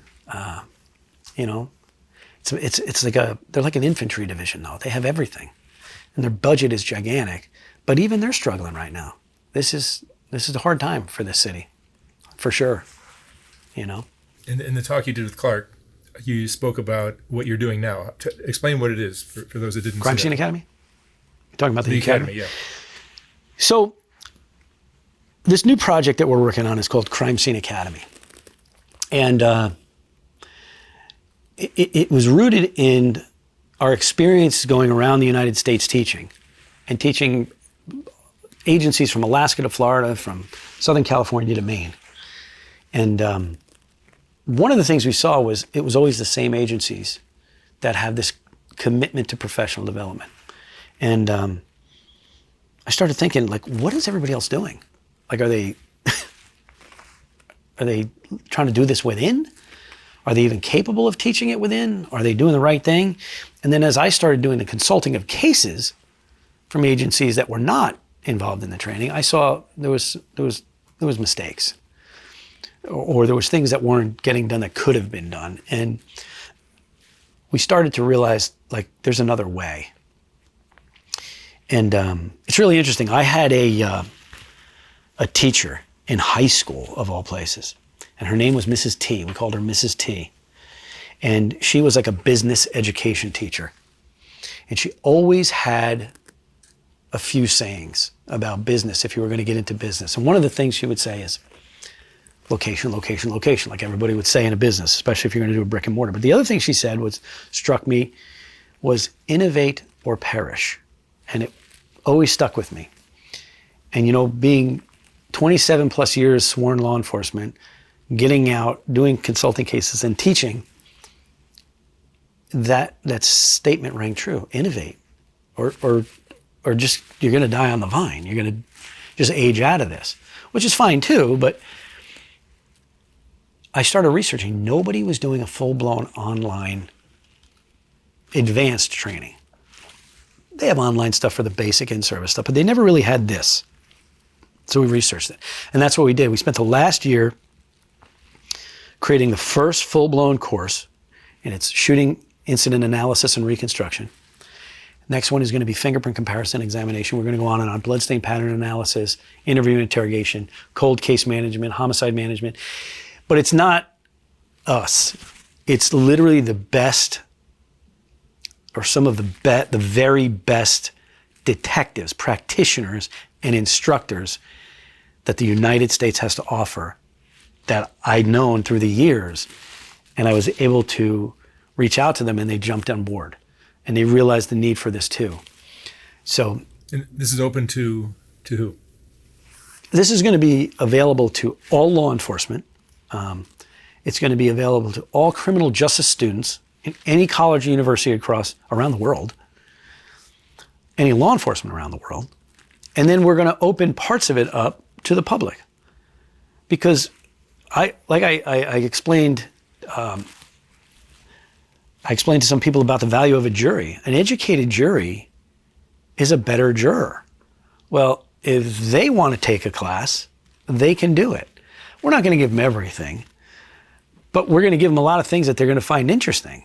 And like a statement analysis or an interview and interrogation class, let them see how it's done. Let them see what to look for. They're sitting in a jury booth, they're going to be a better juror. And I think the best thing we can do is educate these people at a level that's beyond what they would have had the opportunity to get in the first place. So if let's say you're a chief of police and you're looking to hire a guy, and somebody comes in for an interview and they say, well, where did you go to school? Or what do you have? You know, let me see your resume. And the resume says, oh, I have a criminal justice degree, or I have a business degree, or I have whatever. That's great. Chief doesn't really give a shit. I mean, I know there's people out there that are all over these college degrees. I'm going to give you a pro tip. They don't care. You may have to have it as a criteria, but they're probably never in an interview going to ask you anything about college. They don't actually give a shit what it's in. Do you have it? Okay, check. Tell me about your job experience. Tell me about this. Tell me about that. You were in the military? Tell me about that. Well, if I can take a future potential law enforcement candidate and have them sit in front of that chief and they say, what have you been doing with your time? Well, while I was going to school, I got my criminal justice degree, but I also got certificates, and I've attended shooting incident analysis and reconstruction, bloodstain pattern analysis, this, that, or the other thing, and I have certificates. And these are the same certificates your 15-year homicide detective is going to get. from the exact same people that teach it, that come here and teach or do whatever. I'm a chief. I look at that and go, I don't have to pay for this later. You already have it. That's a leg up. And so we can give it to the entry level people, but you can also give it to the vast majority of these detectives that may have not had the opportunity to go through some of these schools. We go through some states and they're lining up to go to some of these schools. They need to get it on their resume. It's funny because you have union states and you have right to work states. I never knew anything different. I didn't give a shit. I see it now. The right to work states, they're lining up. They have to stay relevant. They have to compete for their jobs. The union states are like, fuck it, well, whatever, we'll do whatever. But they still want to get it because they want to get better. But you're seeing a huge shift in those other states. They're trying very hard to get advanced training. So that's where we said, I think we can fill this gap, this void. There's nothing there. And we did a lot of research looking for like legitimate online examples of that, and there were none. There was actually none. There's people that'll do, well, we do webinars. Okay, well, that means I got to be available next Wednesday afternoon at 2 when you do it. This other thing is, I do it whenever I want. I can grab a beer and go sit on the beach, pop my laptop open, and watch a module and test out of that module. I can do it in my patrol car on the mobile data terminal. I can pull it up online and do it here. I can do it wherever at my pace. Now, here's the interesting thing, too, that we drive home to these like a chief. If I'm going to send a detective away to a school, you travel, so you need airfare, you need hotels, you need per diem for food, you need this, that, and the other thing, and they're not here. So now I get 2 homicides while you're away.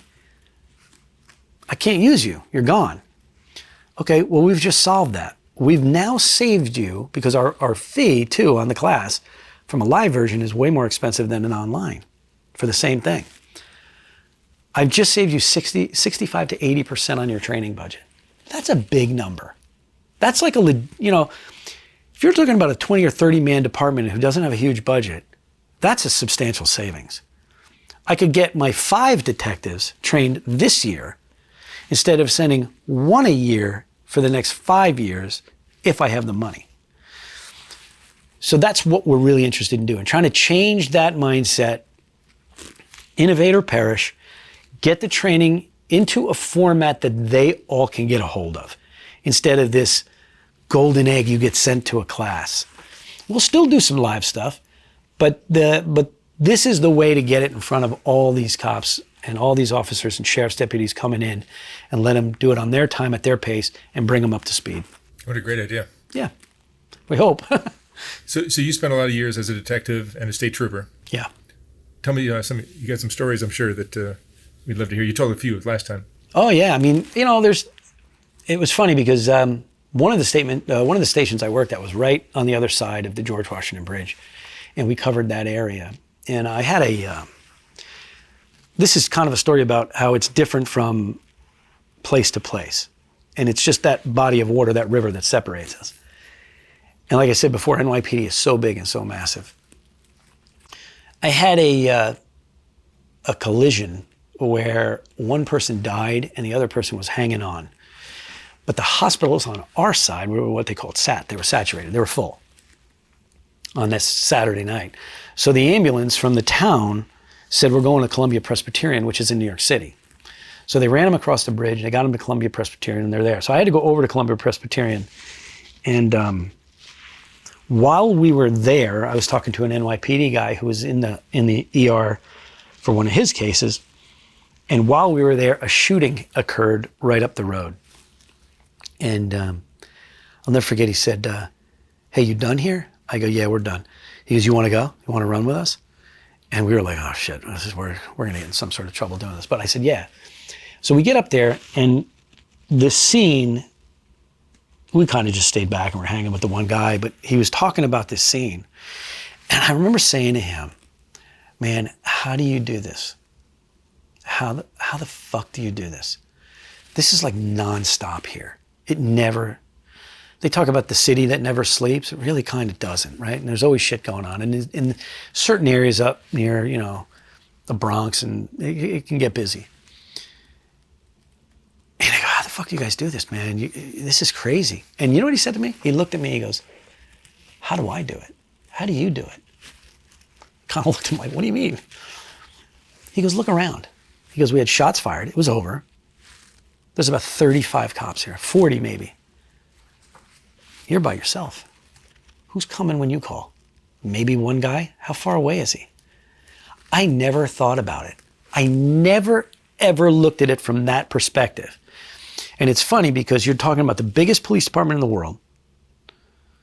And he gave me a perspective on my job that I never had.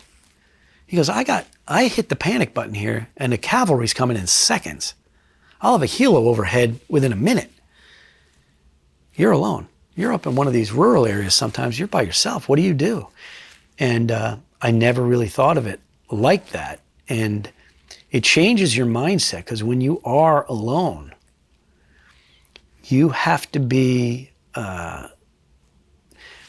you're always on guard, but you have to be a little bit more on guard than you were. And people would always ask, did you, in your career, did you ever pull your gun out? I said, I never pulled my gun out. After that conversation I had with that NYPD guy, there's times I'd walk up to the car and just get a weird feeling that gun would be in my hand. They'd never see it. And you'd be just ready. And there was one night, and that guy's comment ringed true in my head that very night. And it might have saved my life. I stopped a car. It was a convertible. And you know, in the back of the convertibles, they had that kind of plasticky window. Well, it was like cloudy. It was like shitty. I couldn't really see in it. And I turned the light to try to see in it. I couldn't really see in it. But I knew there was like 3 or 4 people in there, and they're moving all around, and the car's moving, and they're moving. I'm going. I get out of the car. I called in to stop. I get out of the car, and I'm walking halfway up. Something told me, stop. Something's not right. And I backed up to the car, my car. I asked for another car to come. I reached in, I pulled in a long gun. And at that point, it was a shotgun. I had a shotgun. I remember I put a round in the chamber, and I grabbed the mic out, and I hit the PA button, and I stayed at my car, and I started giving them commands. And they weren't really complying. They were getting a little hinky. And I thought, he was right. You're alone. I thought of that guy. I said, okay, you're alone. Don't panic. You got a full-blown 12 gauge with buckshot and slugs. You can smoke this car if you have to, and help's coming. Well, all of a sudden I get a call on radio. They're asking me, are you out of the car? Do you have somebody at gunpoint? And now you hear the sirens. You hear over the radio, people responding with sirens going, they're coming. And I said, I do. I'm okay right now, but I'm just waiting. And they came. And we got everybody out of the car. There was 4 guns. They all had guns right down at their feet. And I thought, dude, I don't know whether they would have done it, but it was a dark stretch of highway. There was no overhead lights. It was just me and them. And I walked away from that going, you know, maybe this is one of those ones where I got to look up the stairs and say, thank you for looking out. And that guy from NYPD that said that to me that night, I'll never forget it. He says, you're alone. And that word, you're alone, always rang in my head. And you always kind of prepared yourself or put yourself in a position, don't get yourself killed and don't be stupid. Don't be in a hurry. Just take your time, do what you got to do, get other cars there. Don't be alone. You don't have to be. Just make the call. There's a lot of guys that got hurt through the years. They didn't see it, they didn't think about it, and you always thought about that. But I'll never forget that guy said that to me. Especially in a situation like that. Oh yeah, because it could have been over right then and there. No one see it? Nope, they would have been gone. You know, they'd probably been over across the bridge into the city, but it's just one of those things that you never forget, you know. You see weird, there's times, man, you walked home from work and you go, wow, shit, I never thought I saw that. We had a truck come out of the city, tractor trailer over the city. And they said, could you guys, we're looking for this particular truck. And we get to the other side and we see the truck coming, and NYPD goes, he was involved in an accident. You need to stop that truck. We need that truck stopped. They didn't tell us really what. So we called him and we said, yeah, we got this truck. He's right over here on the other side. The driver gets out. The driver's like, oh, what did I do? And he's like a really nice guy. He's like from down south. You know, he's a truck driver. He's doing his thing. He's like, I don't understand. He had turned a corner in New York City and a lady stepped out and he hit her. He didn't know because it was like a 80,000 pound truck. She got sucked up underneath, and he had wrapped her around the rear axle. She's still there. We walked to the back of the truck. I remember looking under, and I see the feet and this and that, and you're just like, holy shit. And he's like, is there a problem? I said, yeah, but let's go sit in your truck, and this and that. And the NYPD guys came over, and they're like, holy shit. I'm like, this old lady's wrapped up in the thing. You know what you never hear about? How the fuck do you get her out? We had to offload the truck. We had to have somebody come offload the truck and lift the back end up, and because you're trying to be respectful. But you walk home that day, and you're like, I never thought I'd see anything like that. Plane crashes, the shootings. Probably one of the worst things that happened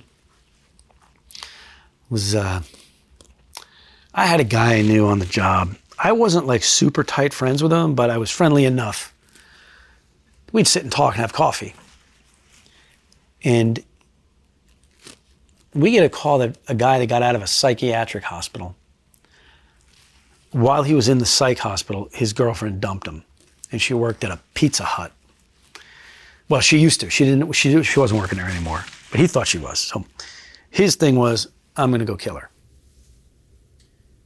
So he goes out to his mom and dad's house, which, by the way, had a license plate and a VIN number, if you know what I mean. And he goes in the trailer, and he punches the glass out of this gun case and pulls out a shotgun and grabs a box of ammunition and leaves. His sister calls and says he's going to that pizza place. He's going to kill her. So everybody's looking for him. And this trooper he sees him, and he starts to follow him. And it was kind of like an OJ case, like slow speed, not a high speed chase. And they end up down a dead end road at an old estate that nobody was living on. And at the end, there's a circular drive. And he takes his cruiser and he blocks the driveway. And this guy's in an F-250 pickup, and he rams him head on. Deploys the airbags in the cars and pinches the doors of the police car shut. And he gets out and starts firing. And he hits him. He hits the trooper in the car. One of the pellets came through the windshield and hit his bone right here, the orbital bone, took the right eye out. And he's trying to fire back, and his gun malfunctions. It's like Murphy's Law. It's like every bad dream a cop has. Now ask any cop. They've had a dream of a shooting and the gun malfunctions, or the bullet won't come out, or some stupid thing. I don't know what it is, but it's very common. This is a real world scenario where this is actually happening. Guy comes around the other side of the truck, and he fires again, hits the A-pillar of the car. And he decides to bull rush the car, because he comes running up. The trooper's reaching in with his left hand into his pants pocket to pull out a revolver that he had as a backup gun. And he shoots him through the hand, through the pocket. The wadding from the round went into the rubber grip of the pistol that was still in his pocket. The pellets went through his legs, through his testicles, through his other leg, blew the gun belt apart. And as he slumped over and he was wounded, the guy sticks the barrel up under his shirt collar, and he pulled the trigger, and this whole side was gone. It was literally all over the inside of the car.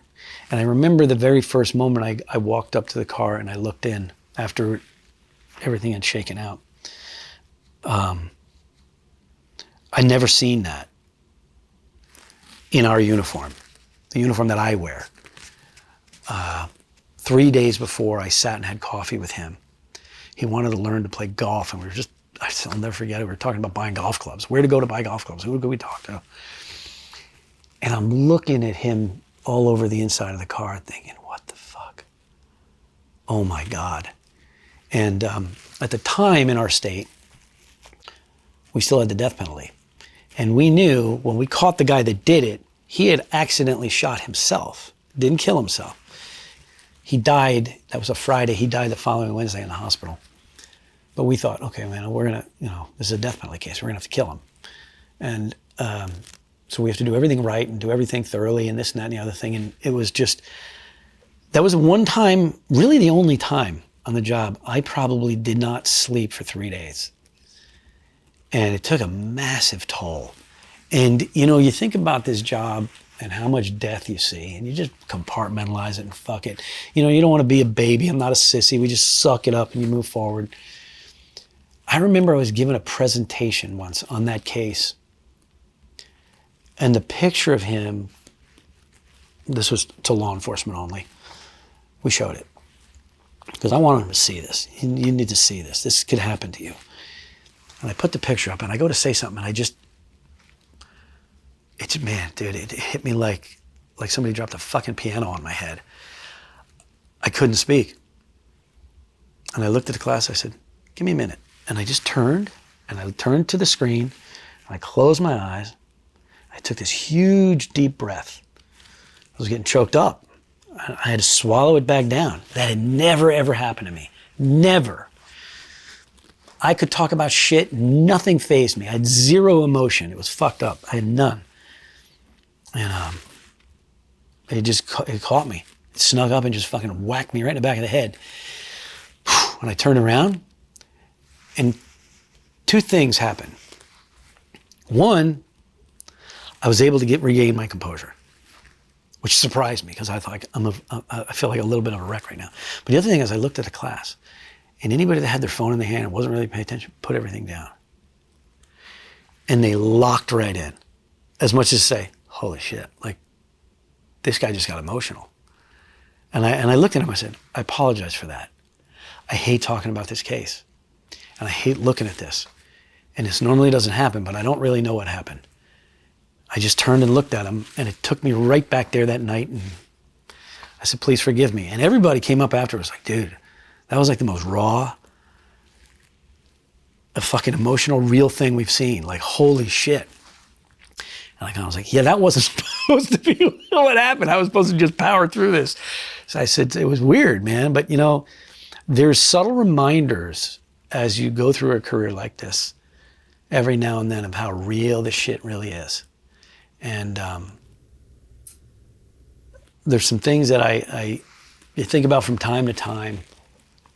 A young dad, he had his little kid in a pool, a little swimming pool outside his fucking house. And the kid was playing, and the old man was sitting right on the edge of the deck with him, and he's playing. And he ran inside to do something. He came back, and the kid's face down. And it happened like that. He drowned. And that was like on a Tuesday or something. I had to go do the autopsy for this kid who drowned. And I thought, how do you fucking recover from that as a parent? How do you do this? Like, the guilt's got to be overwhelming. 1 week later, I go back to the house, and the old man's hanging from a tree limb. He set all the pictures of his little baby in front of him as a little memorial, and then he took his own life because he couldn't deal with it. And I thought, you know what? This is an entire family tree. It's gone. Dad's gone, kid's gone. Mother's, she's got to be completely fucked in the head now after this, like I was. I was like, pfft. And there are times when you come across a case and it's not like anybody uncovered it through a substantial amount of investigative work. You fall on it. And you got to be ready for those. So it was a small motel on the side of a road. And it began with a fire alarm going off in this motel. And the local police department went to the motel with the volunteer firefighters, and they were going to clear all the rooms and get everybody out and find out if, you know, the alarm just tripped or what it may have been. They're knocking on every door. Some people that were there open it. They got a list. Okay, these rooms are occupied, so you got to check them. Well, they get to the one, nobody's answering. Okay, well, we got to go in because maybe there's smoke and maybe somebody's been affected. So they get the master key, they open a door, and there's nobody in there. But there's a computer on the table, and the laptop is on. And on the screen is child pornography. And the cop's like, holy shit. He backs out, they realize there's no fire, it was something with the alarm tripped. They start, who is the guy? Well, he's been here for several days now. He lives in the next town. Where is he? We don't know. So they set up and waited for him to come back. And then they snatch him. They go in, they get a warrant, they get his computers, they do all this shit. Well, he's got a substantial amount of child sexual exploitation material and everything on his computer. They don't know who it is yet, but one of the videos, turns out, is his daughter. It's like his 6 or 7-year-old daughter, maybe younger, 5, maybe, I forget. The reason he's in a hotel is because the wife threw him out, but it's the adjoining town. So we find out where he's from, we go over there, the wife basically spills the beans, and what we're looking at on this video is the beginning of what it looks like a bedroom and the child on the bed. And, normally any normal person would not want to see this. The shitty part of this job is now, okay, there's something occurring in this video. He's masturbating. And his daughter is laying on the bed. And he's standing at the edge of the bed. And he's doing this in front of her. She's asleep. And he ejaculates. And we have to now watch this video to find out where in this room this evidence is going to be located, if there is. So I'm watching this video and I'm going, just tell me when we get to the point where I got to look. And we see it. And I'm like, motherfucker, really? So we now have to go to the house. Now I go into that bedroom. Now we have an idea. It's not here, it's not here, it's here.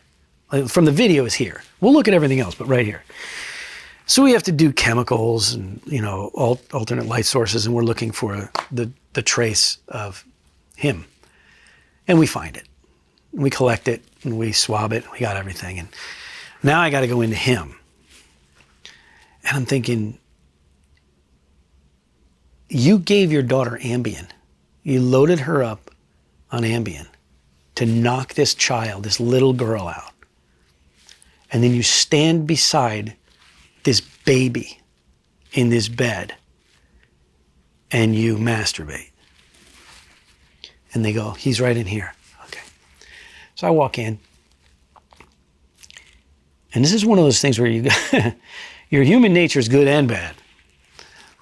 Because I walk in and he looks up at me with a little bit of an attitude. And he goes, who are you? And I looked at him. I said, I'm with the state police. What do you want?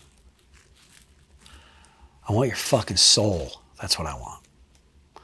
I would like very much to reach in your chest and rip it out of your fucking heart right now. That's what I want to do. And he just sits back and he looks at me and goes, you don't understand. I go, that's the first correct thing you said today. I don't understand. And he starts to cry and he goes, I can't help it. I said, I don't know what to tell you, bud. I said, but I'm here because I have to collect all your clothes. We're going to put you in this jail jumpsuit.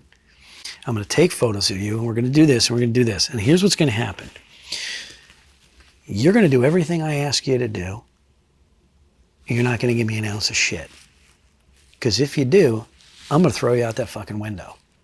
Get it? And he kind of looked at me. I said, so we're going to do this like gentlemen, or as gentlemanly as we can be. Give me your stuff. We're going to do it. Now you're going to do exactly as I say.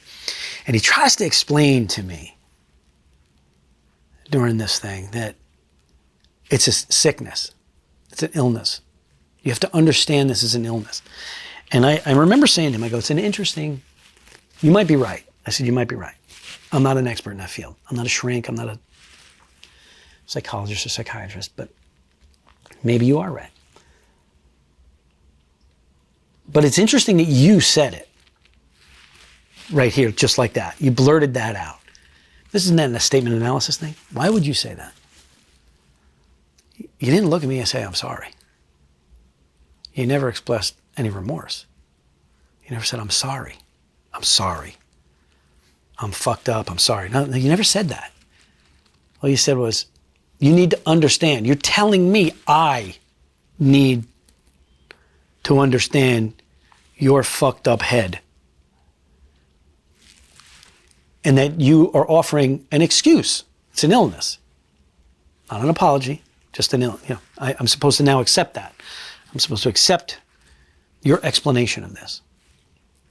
And I said, I don't. Sorry, I don't. Maybe you're right, maybe it's an illness, but,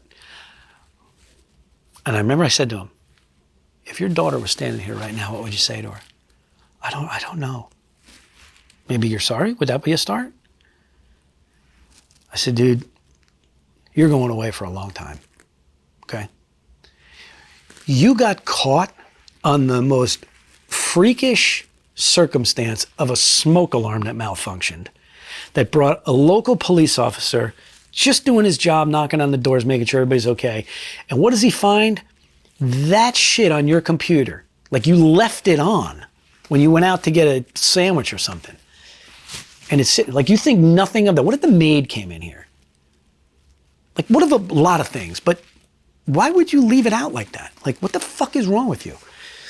And he just kept saying, I'm sick. I said, you're making an excuse, and it may be the right one, I don't know. But you got to start thinking about the other people you affected. And what is it going to do to her? I hope she never hears of this and never hears the detail of this. Maybe she's young enough that mommy can steer her in another direction and start a new life, and maybe she never hears of it. And he goes, I don't know what I'm going to do. He goes, what you've been through this before? I go, unfortunately, yes. He goes, what do people do?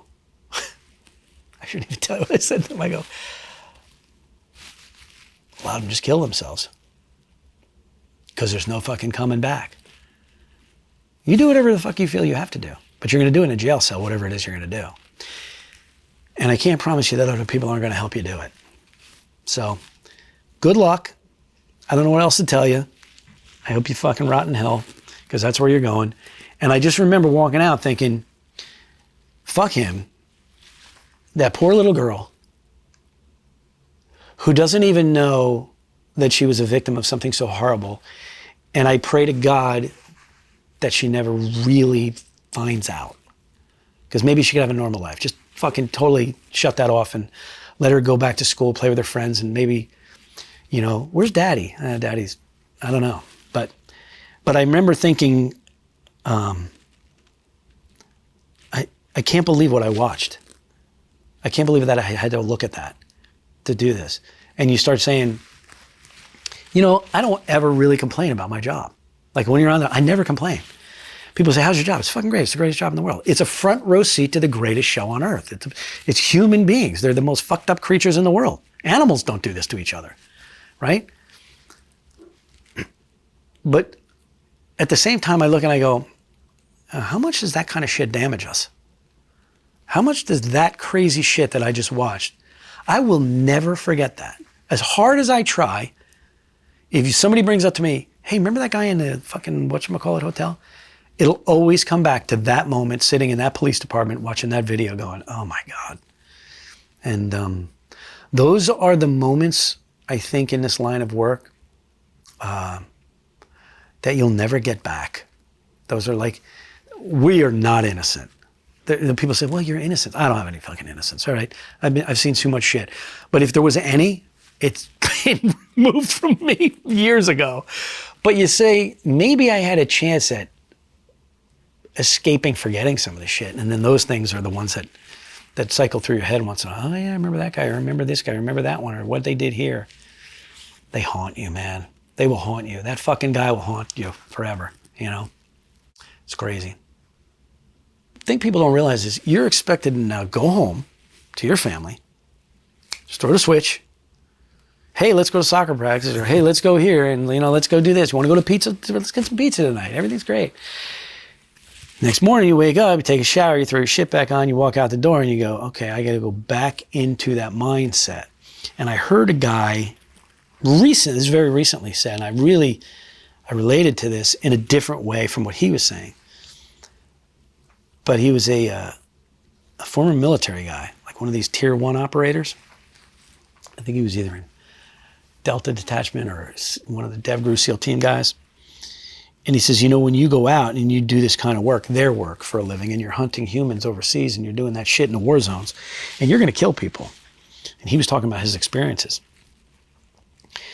And he says, the thing that people never tell you is to do that, and to do that successfully, you have to be prepared in mind, body, and spirit. And I never heard anybody say that before. But to be prepared to execute those types of missions that they're doing, you have to be prepared in mind, body, and spirit. And he talked about how difficult it was to come home from that. And I sat there for a minute and I thought, it's a totally different animal, but I get it. Because, you're going to go up in somebody's house where somebody died from an accident or somebody killed themselves or a child overdosed and the parents missed it or whatever it might be. You have to be in that mind, body, and spirit as an investigator to finish this job. But you also have to have that same mind, body, and spirit to go back to being a normal human being and shutting it off. And there's probably nothing I could ever imagine outside these military guys, any other thing in this society, maybe other than a professional firefighter or a paramedic or something, where you're expected to turn shit on and off like a fucking light switch and just be okay with it. So in 2013, Chris Kyle was killed. He was murdered down in Glen Rose, Texas. We did the reconstruction of that case. And years later, the Judge Cashin was his name, really super nice guy, super squared away, and a great judge. We were all teaching in upstate New York at the New York State Police Academy's Homicide Conference. It was very famous in the world of law enforcement. It's a very famous homicide conference, really well done. New York State Police put on a great week. And we were sitting at the bar the night before, and I'm there with Judge Cashin, I'm there with one of the Rangers. We were talking about the military guys, and he says, I said to him, these guys, man, some of them are over there 18 months, 24 months, maybe even more at a clip. And they're seeing some shit that's really horrible. And they're young, a lot of them are young. And they're coming home, and we're expecting them, once it's over, and they either, resign from the military, they don't re-up or whatever, or they're out, whatever. We expect them to just go back to normal life after doing the shit they were doing over there. I go, it's got to be really hard. And this guy looks at me, the judge looks at me, he goes, Howie, let me, with his accent, let me ask y'all something. How long have you been doing this? And at that point, between the consulting and everything, it was like almost pushing 30 years. He says, how much death did you see? A lot. He goes, what's a lot? Sometimes every single day. Sometimes every other day. Sometimes 3 or 4 times a day. Sometimes nothing. But if you average it out, like every fucking day. What'd they do for you? Because we were talking about the military guys. Are they having some kind of debriefing for them? Or are they have something in place to put them back into the world, like decompress, bring them down to fucking reality before they put them in? He goes, what did they do for you in the state police? And I looked at him, I go, nothing. You know what they did? Fucking nothing. One day, somebody walked in after 9/11 and said, you guys good? You need anything? That was it. And I thought, I wish he had never asked me that question, because I never thought about it. Now he's making me think about it. 30 years, 20-something of which just dealing with the destruction of people, humans, killing, shooting, stabbings, car wrecks, accidental deaths, explosions, fucking buildings falling down, picking bodies up, putting them in body bags, going to autopsies. And I never once thought about like the adverse effect it has on a human being mentally. And when he asked me, what did they do for you?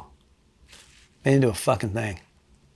We just ate it like a shit sandwich and carried on, because that's what we were just expected to do. And that's not unique to me. That's detectives all across this country. I guarantee you can go everywhere and they would say the same thing. They never did shit for us. Now, there are some that would say, no, we have a really good program where we do this. Well, you know what? Good. Good for you. I mean, really, I don't say that joking, because you need it. You need something, because there's no fucking way you're going to just shake this shit off. And when I got sick after 9/11, that's when it hits you like a fucking hand grenade, because you think you're going to die. The doctor shows you this picture, and you're you're diagnosed with cancer. And then he goes, you're going to need to see a specialist.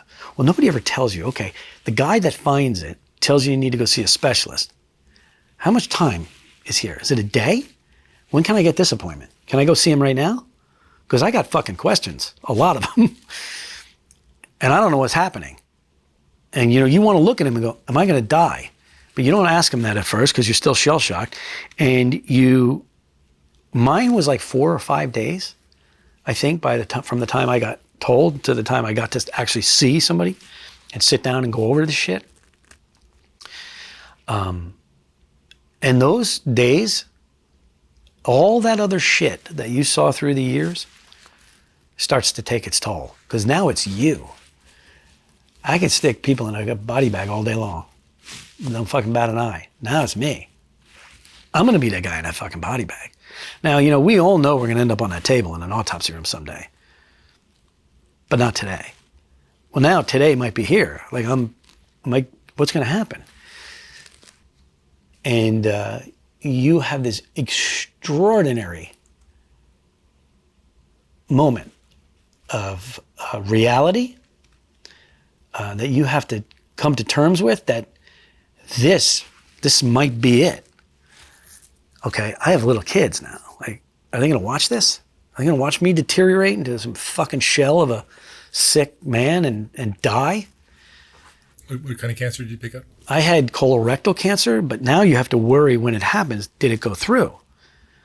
So. And this was something you got from 9/11? Yeah. And did it metastasize? Is it in my liver? Is it in my lungs? Is it anywhere? I don't know yet. And you have this moment where, okay, I don't know how bad it is. And I remember the one doctor I saw, I said to him, I need to talk to you. And he knew. Like, I had an appointment for a physical, but we had canceled it because of this. He goes, I thought we canceled it. What's up? I go, yeah. And he looked at me, he goes, you need to talk, don't you? I go, I don't know what the fuck's going on. He goes, okay, sit down. And he looked up my charts and through everything's cloud-based, and he says, look, this fucking guy, I love the guy because he has a sense of humor, and I can relate to that. And he looks at me, and he had his glasses, and he's looking at the computer, and he puts them up on top of his head. He looks up at me, and goes, you're going to die someday. But it's not going to be from this. I'm like, are you fucking kidding me, man? Like, did you design that little fucking pregnant pause in there for effect? Like, really? And he starts laughing. But it was a great interaction because he goes, look, this is what's going to happen. He went through the whole thing. He says, it's not going to be easy. You're going to be chopped up. You're going to be rough. It's going to be, your life's changing.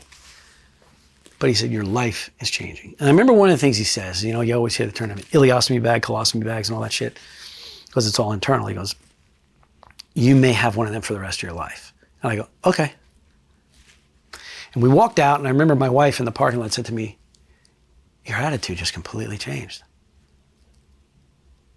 I said, yeah. She goes, did you hear what he said, right? You may have that bag for the rest of your life. I said, did you hear him say life? That's it. I don't give a fuck about a bag. If I got to deal with, I don't have one, thankfully. But if that's it, and I can watch my kids grow up, I'm good. You know what that was? You know what that shift was? Years of seeing death and understanding how final it is, like nobody else, and being told you're going to live. It was the PTSD coming out. Oh yeah, fucking 100%. And you don't even know you have it. And but he said, for the rest of your life, you're not going to die from this. You'll die from old age first, is what he said. I'm good. I'm a blessed man. I'm like, holy shit, dude. And from that point, it changes your decision making in life. Things that you take, you appreciate things more. Like today, I had this huge career. We're doing this other thing we're doing now, which is taking a lot of time. But if my daughter comes in and says, Dad, will you play with me for a little bit? And I'm at the computer, yes. I just get up. If I'm not on a Teams call or a Zoom call, yeah. Whatever the fuck it is I'm doing, that'll be there when I come back. You want me to go outside with you? You want to play? You want to do this? You want to do that? Whatever. I'll go do it. And you have a different perspective and a different outlook on on life and some of those things, because you feel like you can't help but feel like you were given a second chance. Like if this had gone through and been all over me, it would have been ugly. And I feel terrible for the people that have suffered from this. And I don't wish this on my worst enemy. But you give it, when you're given that chance, you make the most of that chance. You go after it. And everything now is for my kids. Like, I tell my kids all the time, you play for the name on the back of your jersey, the last name. That's who you play for, your family. That's it. Fuck everything else. You don't even play for yourself all the time. You play for them. And especially me as a dad, this is for them. Like this business I'm setting up, I have multiple businesses. I don't know if you care to hear about it, but I do. And all of it came as a result of this. We started a coffee company. People go, what the fuck did you do that for? I had a childhood friend, my best friend growing up, still to this day. And he's my business partner on multiple things now. I called him when I got sick. And this is before I knew I was going to be okay. I said, dude, I got diagnosed. And I don't know if it's going to kill me. He goes, okay. And he's, you know that Ride or Die? You ever seen the movie The Town? Where we're going to hurt some people? Whose car are we going to take? It's kind of like that line. He goes, okay, what do we got to do? You need me there? I'll get on a plane today. I go, no. I said, but I can't give my kids the death business that I do for a living. Who the fuck passes that on? He goes, what do you want to do? I said, I want to do something. I got to do something. I got to start it now because if this kills me in 5 or 6 years or whatever, I got to have it up and running. And this is when you know, man, you got fucking real friends. He goes, okay, what do you want to do? I go, I always want to do a coffee thing. All right, let's do it. Just like that? He goes, yeah, fuck it, let's do it. We'll do a coffee company. How do you want to do it? We talked about it. We did this, this, and this. So we came up the next day with the name, right? We wanted to do something to help veterans and help law enforcement and this and that. So we came up with Sheepdog Java Coffee Company. And to this day, it is a online coffee company. And my children, when they get to the age, are going to run it. They're going to manage it. I don't care if it's successful. I don't care how successful it is. It's going to be a thing where they're going to understand that business. And I'm going to give them that whole thing. I'll give them everything, but they're going to learn how to do this and make those decisions and order the product and do the books and this and that. So we have the consulting company, we have Crime Scene Academy, we have that coffee company. And that came out of that moment, and you don't know whether you're going to make it. All right, what do? We shift gears. Remember I said earlier, fall forward. If you're going to fall forward. Do something good. Help some people out. You've been blessed. Do what you can to help other people too. So that's kind of what we're doing with that. But all that bad shit that you see through the years kind of leads you to that kind of stuff, you know. What do you worry about now? How old are you? 60. What I worry about now is my kids. Everything is... How old are they? They're young, dude. My wife's quite a bit younger than me. She's ready to see the slow days. She's going to laugh. Everybody looks at my kids and they go, they're your grandkids? I go, no, they're my kids. I'm still in the game. My daughter is 7 and my son is 4. And people go, are you out of your mind? You should be retired by now. I said, you know what? Young. What's that? Keeps you young. It does. But here's the other thing that I never would have known. With what I did for a living and the speed that we were running at, I am way better now as a dad to them than I ever would have been in my 30s. Life experiences, patience, the whole thing. You know, trials and tribulations and all the things you go through to make you look at things differently. I don't think I would have been a bad dad, but I would not have been anywhere near as attentive to them. I'm hard with them when I need to be, but like I said, they want to play? Okay, let's go. You got to spend that time with them. And I think it pays dividends. You got to be with them. And that's, so my worry, any worry I have is that. Where are you going to be? How are you going to be? You know, you look at colleges and everything now. Colleges are so fucked up. I just want to I want to give them the best chance they could ever have. And that's, you work for them.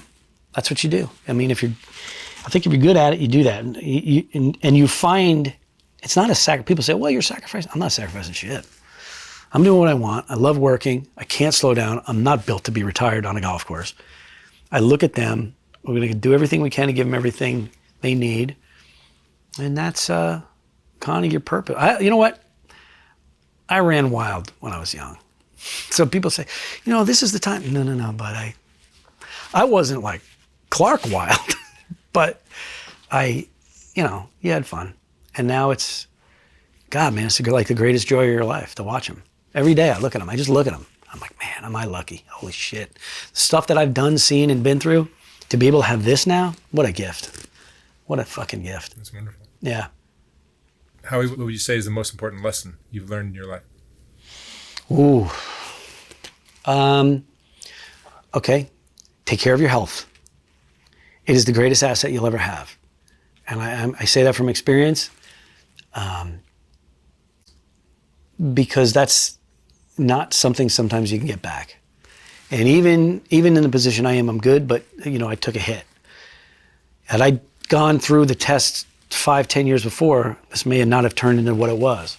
So take care of your health. That's the most important lesson you could ever probably learn, because everything else comes off of that.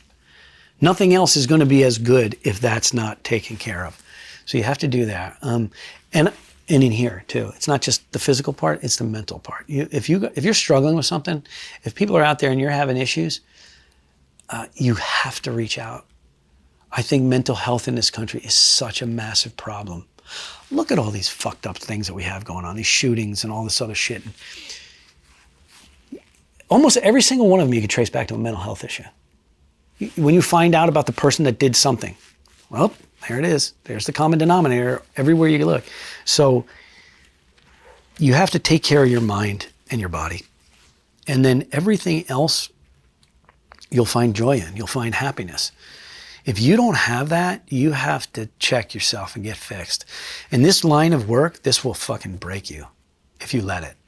Don't let it. There's guys that get into law enforcement. I don't care where you are, whatever state. There's agencies that are very prestigious and this and that. In our state, that was a very prestigious one. It's a fucking job. Don't lose your mind in it. You're not Mick Jagger, the head of the Rolling Stones, dude. You're not. It's a fucking job. And at the end of the day, you're a public servant. And embrace that. It's a really good thing to be. But don't lose your mind over it. You're a human being. Every day before you put that uniform on, and every day when you take it off, you're just a dude. And here's the crazy thing. You're just that same guy with it on. So don't lose yourself in the I'm this, I'm that. It's a fucking job. And do the best you can at it, but also understand that the best thing you can do in that job is to help other people. Yeah, you're going to have those days where you're going to fucking roll around on the ground with somebody and kick the shit out of somebody and lock up a bad guy and whatever. And those are fun times. I'm not going to lie. Kicking a door down and running into a house, knocking somebody down. There's a thrill. But those are few and far between. You're helping some lady across the street, or you're pulling somebody out of a car that got banged up. That's your best day. That's your best days. That's where you want to be. So. Excellent talk. Howie, what's your company's website? thecrimesceneacademy.com is one. That's the online school. Highlands Forensics is our consulting. Sheepdog Java is our coffee company. And then we also, if I may, we have Under the Yellow Tape is our podcast, where we give an investigator's view of current cases and some older famous cases. And we drill down on just the evidence, and then we let you decide what you think. Sounds interesting. One of the most interesting cases you probably worked on was with someone I've interviewed before, Clark Fredericks. Yes. Oh, yeah. And we brought Clark along with us today. Yes. And can I ask Clark to join you, and we'll talk about that case? Absolutely, yeah. Let's go through it. That'd be greght. Sure. So now we have Clark. Clark's been on my show 3-4 times now, right? Yeah, man. At least. And your story is one of the most fascinating, because there's so many facets to it. It wasn't just like you got molested as a kid and caused a lot of problems. There's the next chapter, and then the next chapter, and then the next. It's like it just goes on and on. It could be a movie. And Howie was the detective that worked on this case. Yeah. When was it? What year was it, Howie? 2012. Yeah, it was that morning. And Dennis Pegg was the guy's name. Yeah, Dennis Pegg was a retired county sheriff's officer. He worked in the jail. And, his background was, there was a whole lot of weird shit about him. He was on every do-good organization you could imagine. The Appalachian Trail maintenance guys, what do they call them? Trail Angels or something, the Boy Scouts. You name it, he was involved in it. The Arbor Day, whatever, anything in the woods. He lived up kind of in a rural area. And I used to see him. There was always this stigma about him. Everybody said, he's weird, he's this. And it started out, is he just a gay guy who's like not coming out? And, in the world of law enforcement, that's kind of, you keep it to yourself back then. And nobody was really 100% sure. Then there was the rumors of, him and younger boys. And it always kind of floated around, but nobody really ever came forward. And there was an investigation back, man, that was way back. Billy Gefkin looked into it, and then the father one of the victims wouldn't go ahead with it. So they were never ever really able to make a case. But there was a diner, and every morning a bunch of people would go in, get coffee on their way to work, or sit at the counter, and it was like a horseshoe counter. And there was always 2 or 3 cops from different agencies. And we'd sit at the counter, and we would, kind of just bullshit with each other. And Dennis Pegg would come in from time to time. And one of the things that I always said was weird was he'd walk in the door, and like where the camera is where the counter is. He'd look at us and turn this way. And he'd go down to the far booth in the corner and put his back to the wall. He would never say anything. Now, there may be a lot of people looking at this that go, well, so what? He doesn't say anything. Now, if you're in the world of law enforcement, public service, you know who everybody is in the area. You know who all the other cops are. We knew who he was. He would never say hi. A cop would walk in the door, retired or not. Hey, guys, what's up? Been busy? Whatever. Small talk. Bullshit. How's everything? Good to see you. Whatever. I'm meeting somebody, and go over that way. Never. He never said a word. And I remember the guy that owned the restaurant, or one of the owners, his name was George. I said, George, something's wrong with that guy. He goes, no, man, that's Denny. He's a good dude. He comes in here, is this and that. I go, how come he always comes in here? And then always 10 minutes later, there's a young teenage boy walks in and goes and sits with him. Oh, well, he's involved in the Scouts, and he's involved in this. Everybody kind of had it. Oh, no, Denny's great. Because Dennis Pegg had the ability to create this other persona on the outside, which he could tell you about. And he, as far as being one of the most evil types of people there are, he was good at that. He kept this facade up. And I remember saying, no, there's something not right. So the morning this all happened, I get up. You could literally walk from my house to where this happened. I mean, it's a healthy walk, but you could do it. I get called, though, 2 counties south. So I got to take this ride all the way down there. We had a woman die in a house fire, so we were dealing with that. Then I have a guy who had come home from overseas in the Middle East, had a TBI, traumatic brain injury. He had been home, he was working, cutting tree limbs down, and falls out and hits his head. He goes to bed that night, and in the middle of the night has some kind of episode, doesn't know what's going on. He views his wife and teenage daughter as some sort of enemy combatant. He picks a barbell off the ground and smashes the shit out of both of them.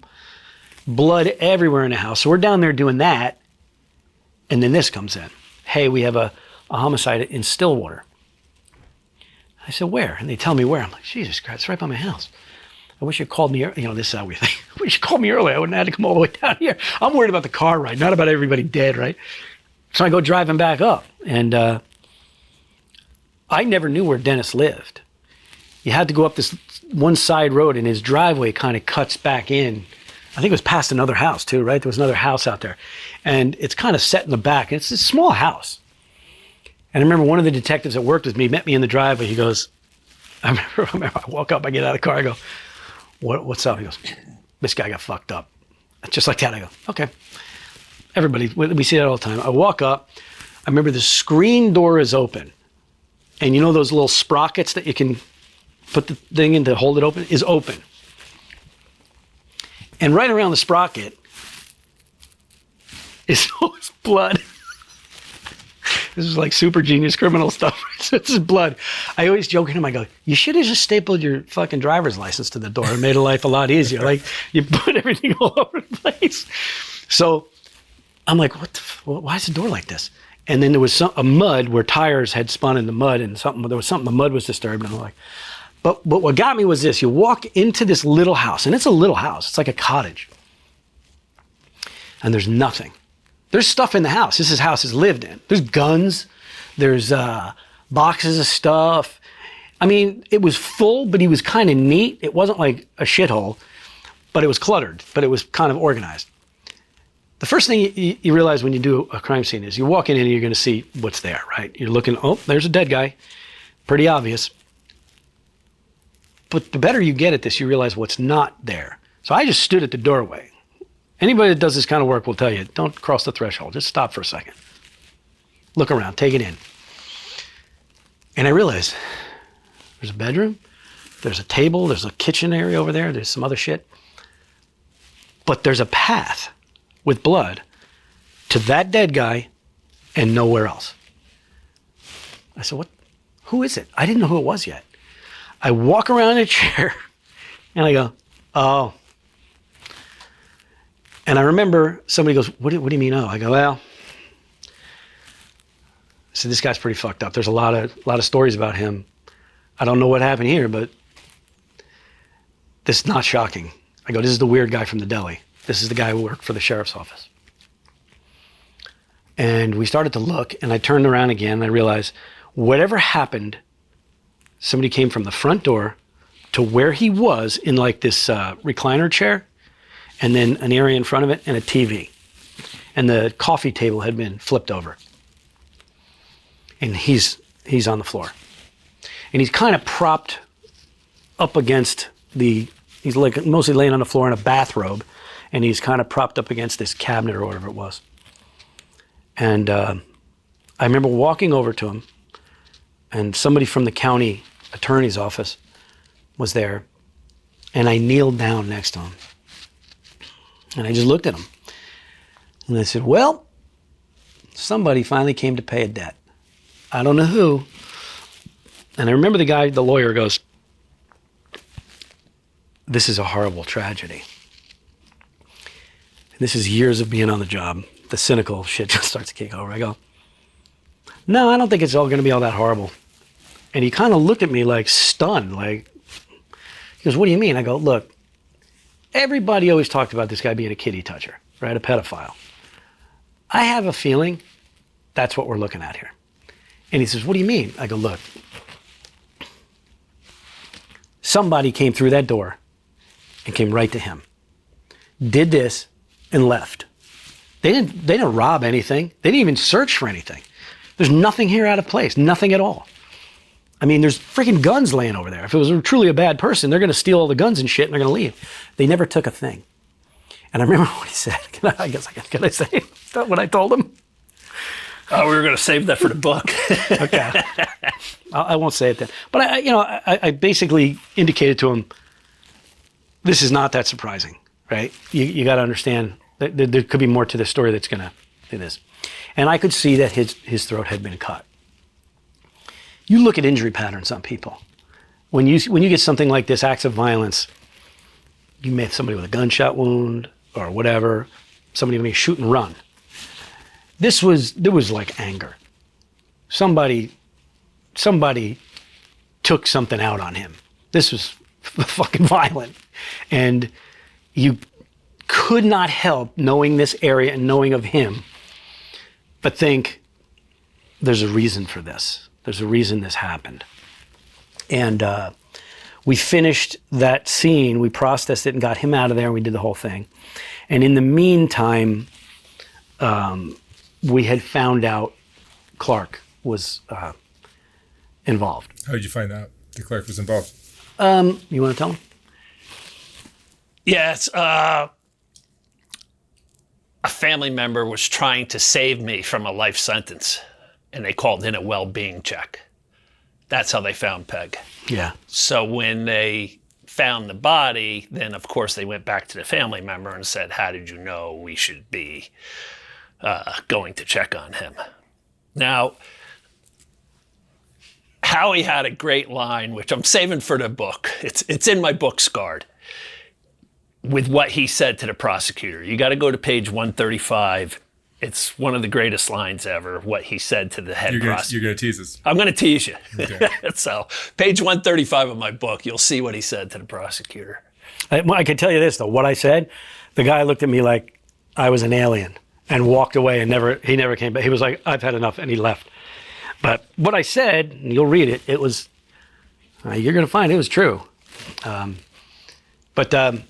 So we knew where he was, and we knew he was at the house, which wasn't all that far. I remember everybody getting ready to jump in their cars to go get him. And I remember walking outside, saying to a couple of the guys, I said, hey, remember, you're going over there. Everybody be careful, but he's probably not going to be aggressive towards us. Watch your ass, but I don't know, but there's a reason for this. Like, you see, there's something here. And if he's at his freaking house, it's not like he's running to Mexico. He's here. He may not even know you're coming. And they went over and they got him, which you probably said in the last time you were on. They got him. They bring him back up to the state police barracks, which is where now I finish and I go up there. And he's in the holding cell. And I remember, this is so great. I opened the door to the holding. I go, where is he? They go, he's in the lockup. I said, okay. Because we now have to process him. He's still in all his bloody shit. Because he also, in the midst of this, injured himself. It was your left hand, right? Yeah, he stabbed himself through the hand here, and it came out down over here. And he cut all the tendons, I guess, and stuff. So when I opened the door, he's sitting on the bench. He looks nothing like this right now. He's like a disheveled mess. Blood's all over him. But the greatest thing, you know what he's wearing? He's wearing a fucking shirt that says State Police with our logo. I immediately think, did somebody give him the shirt here? Like, did he not have a shirt and we gave him a shirt? And he goes to me, I thought it would help. And that's when I'm looking at him like, he's fucking shot. He doesn't know what he's saying. He goes, yeah, I thought it would help. I'm like, yeah, it's not going to do that. It's not going to help you. Sorry. But I remember I did not know him. I knew his brother from the area. His brother fished with a couple guys I knew, and I met him. I wasn't real good friends with him, but I met him. I knew him. But I knew of Dennis Pegg, and I had shut the door, and I walked over and talked to a couple other people, and I came back. And this is when I opened the door, and I made sure nobody was around. And I opened the door, and he's just sitting there, and I said, look, we're going to have to take your clothes. We're going to have to document your injuries and shit like that. And he wasn't really saying anything. I think he was still like in a fog. But I did notice this. His hand he was in pain. He was coming down off all the shit he was on. None of which, by the way, was prescribed. And his hand was trembling. I realized he's hurting. And I turned, and there was a piece of gauze wrapped around it. I don't know who did that. But I said to the guy at the desk, hey, call an ambulance. We got to get him medical attention. This has to get... And I got a little bit of resistance from one of the younger, newer guys who was all full of piss and vinegar. Fuck him, he's fine, he's got gauze on it. They could fucking deal with it when they're at the jail. I looked at him, I said, we have an obligation to give him medical attention. I know he's had some, but he's in pain. That hand needs to be looked at. And whatever we're going to do here isn't going to change. Get on the fucking phone and call them. So they did. And they came up and they rewrapped his hand and kind of cleaned him up a little bit. But when everybody was around, I said to him, I said, look, I'm going to ask you something. You don't have to answer me. I don't have a pad. I'm not writing any notes. I'm not wearing a wire. I'm not recording anything. I think I know what happened to you from him. I said, he assaulted you, didn't he? Or he abused you, didn't he? And he said, yeah. I said, okay, I have one question. Is it something that happened once, or was this over a period of time?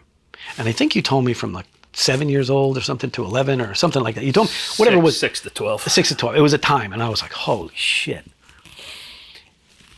And I stood there in the door for probably a few seconds, right? And I said, I'll tell you what. They're going to take you in that room over there and they're going to question you. You have the right to remain completely silent and not answer any questions. And I strongly suggest you exercise that right. You don't say shit.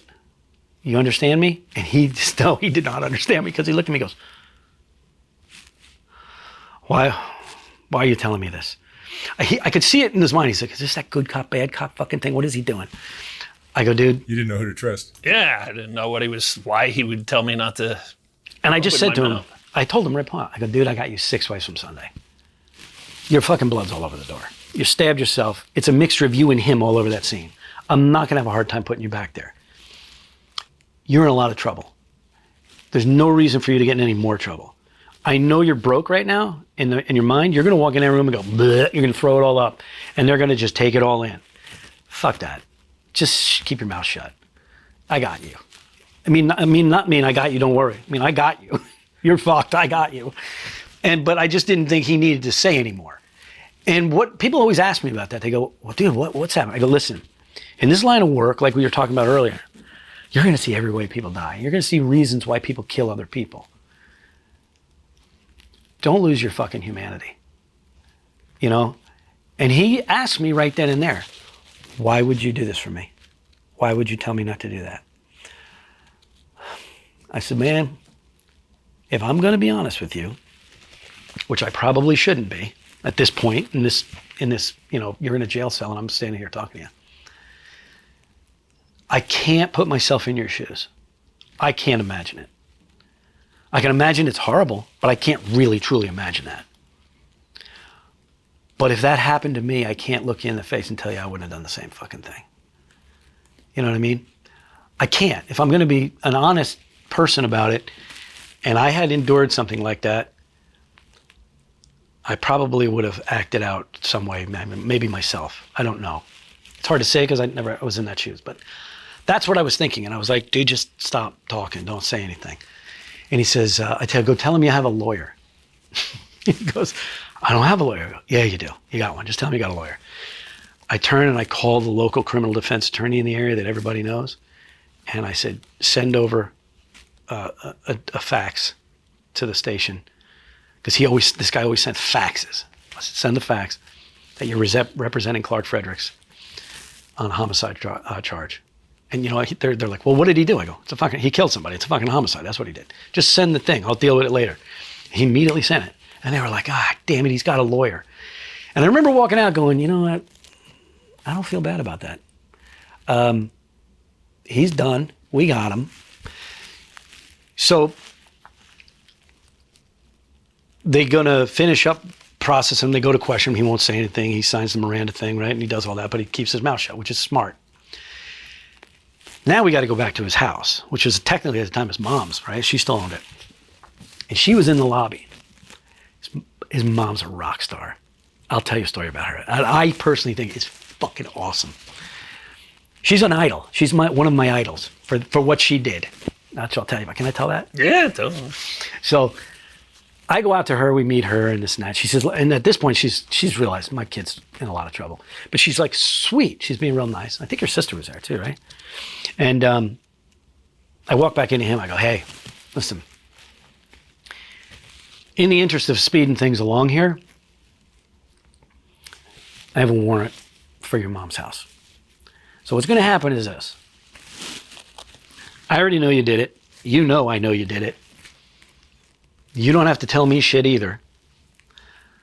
But what's going to happen is if I execute this the way we just normally do it, they're going to go to your mother's house and flip it upside down. They're going to find everything. And they're going to start in one end and go to the other end until they find it. If they find shit right away, they're still going to go through the house. Your mom's sitting out there, man. She's a nice older lady. I don't really want to wreck her house. And I don't want to unleash everybody on this house. It's going to get fucked up. If there's anything you want to tell me about where anything is from this event, it's up to you. But now would probably be a good time and spare me shredding the house He told me, he goes, it's in a green garbage bag in the garage. Everything's right in there. I go, okay.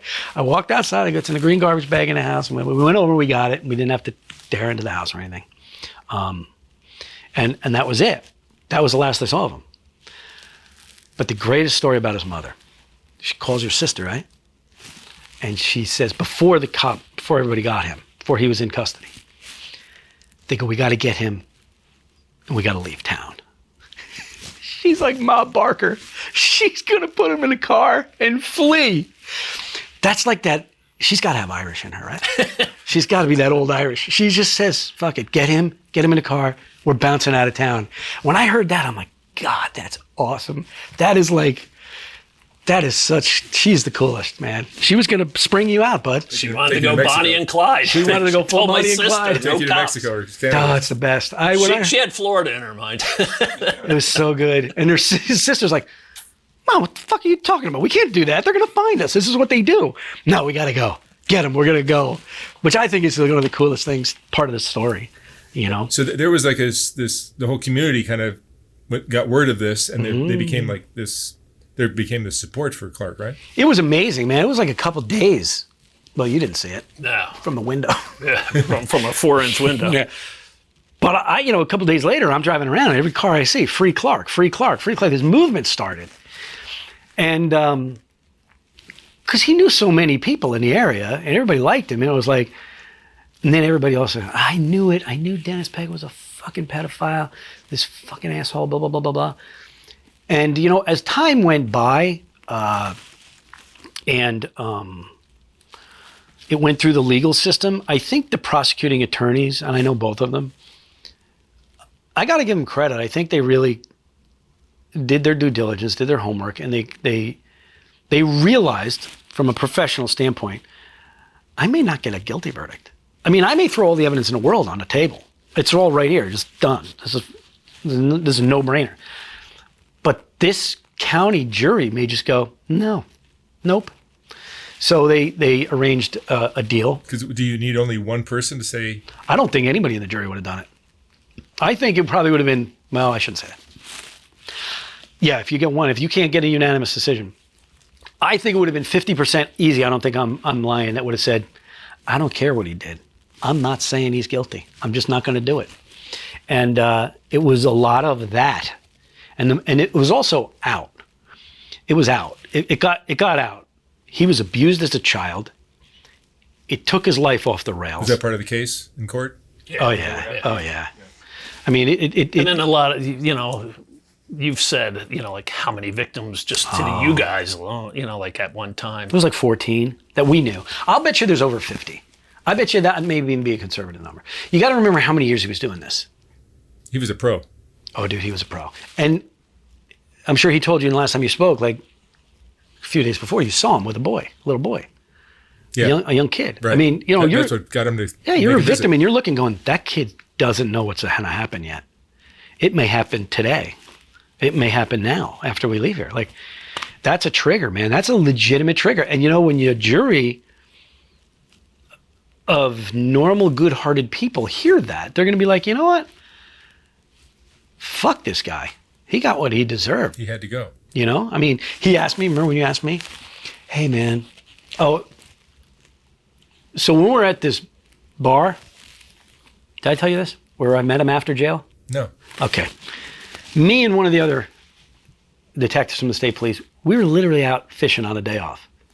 Actually, I was working for the county at this time. I'd already retired from the state police when he gets out of jail. 5 years. I'm fishing on a lake near where this happened. And on the lake, there's a restaurant bar. It's the middle of the week, so there's nobody around.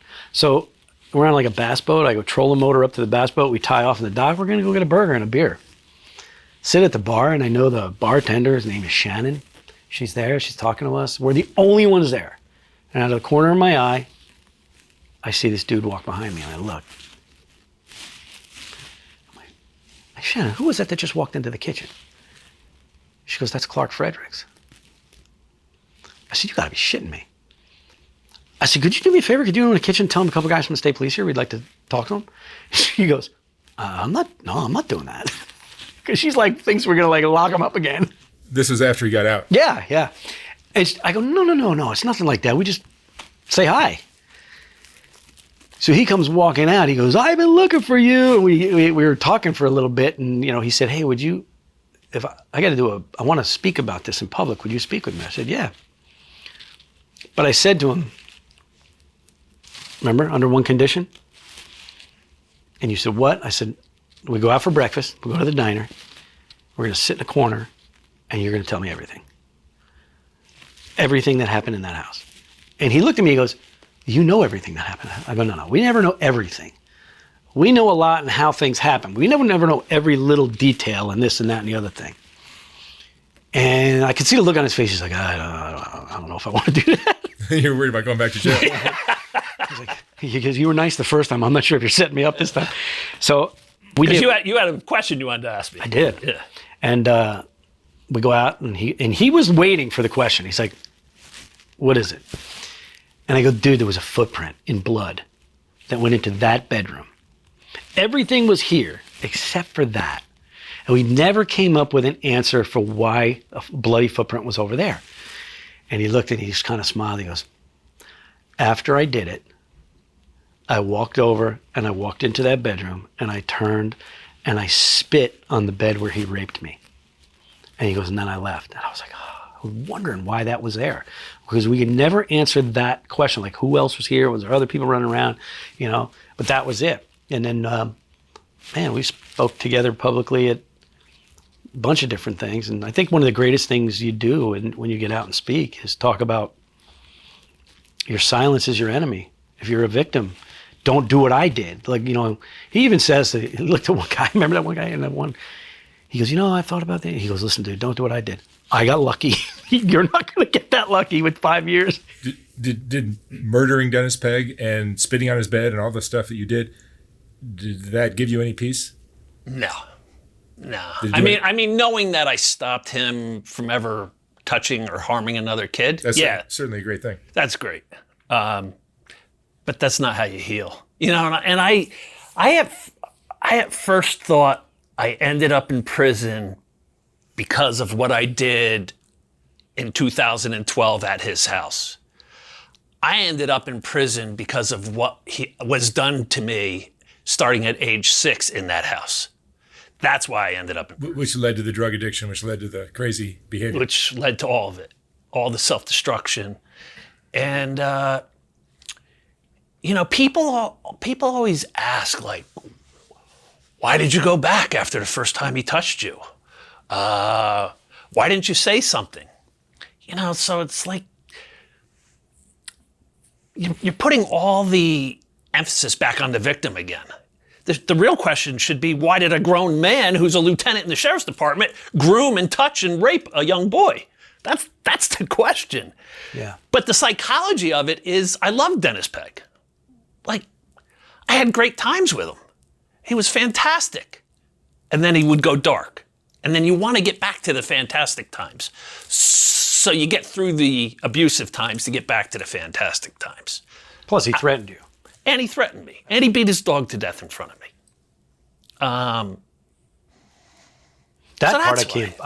I still have a hard time with the dog thing. I mean, the whole thing is just, but to literally put on a display of violence like that in front of a young boy, that's why people like, do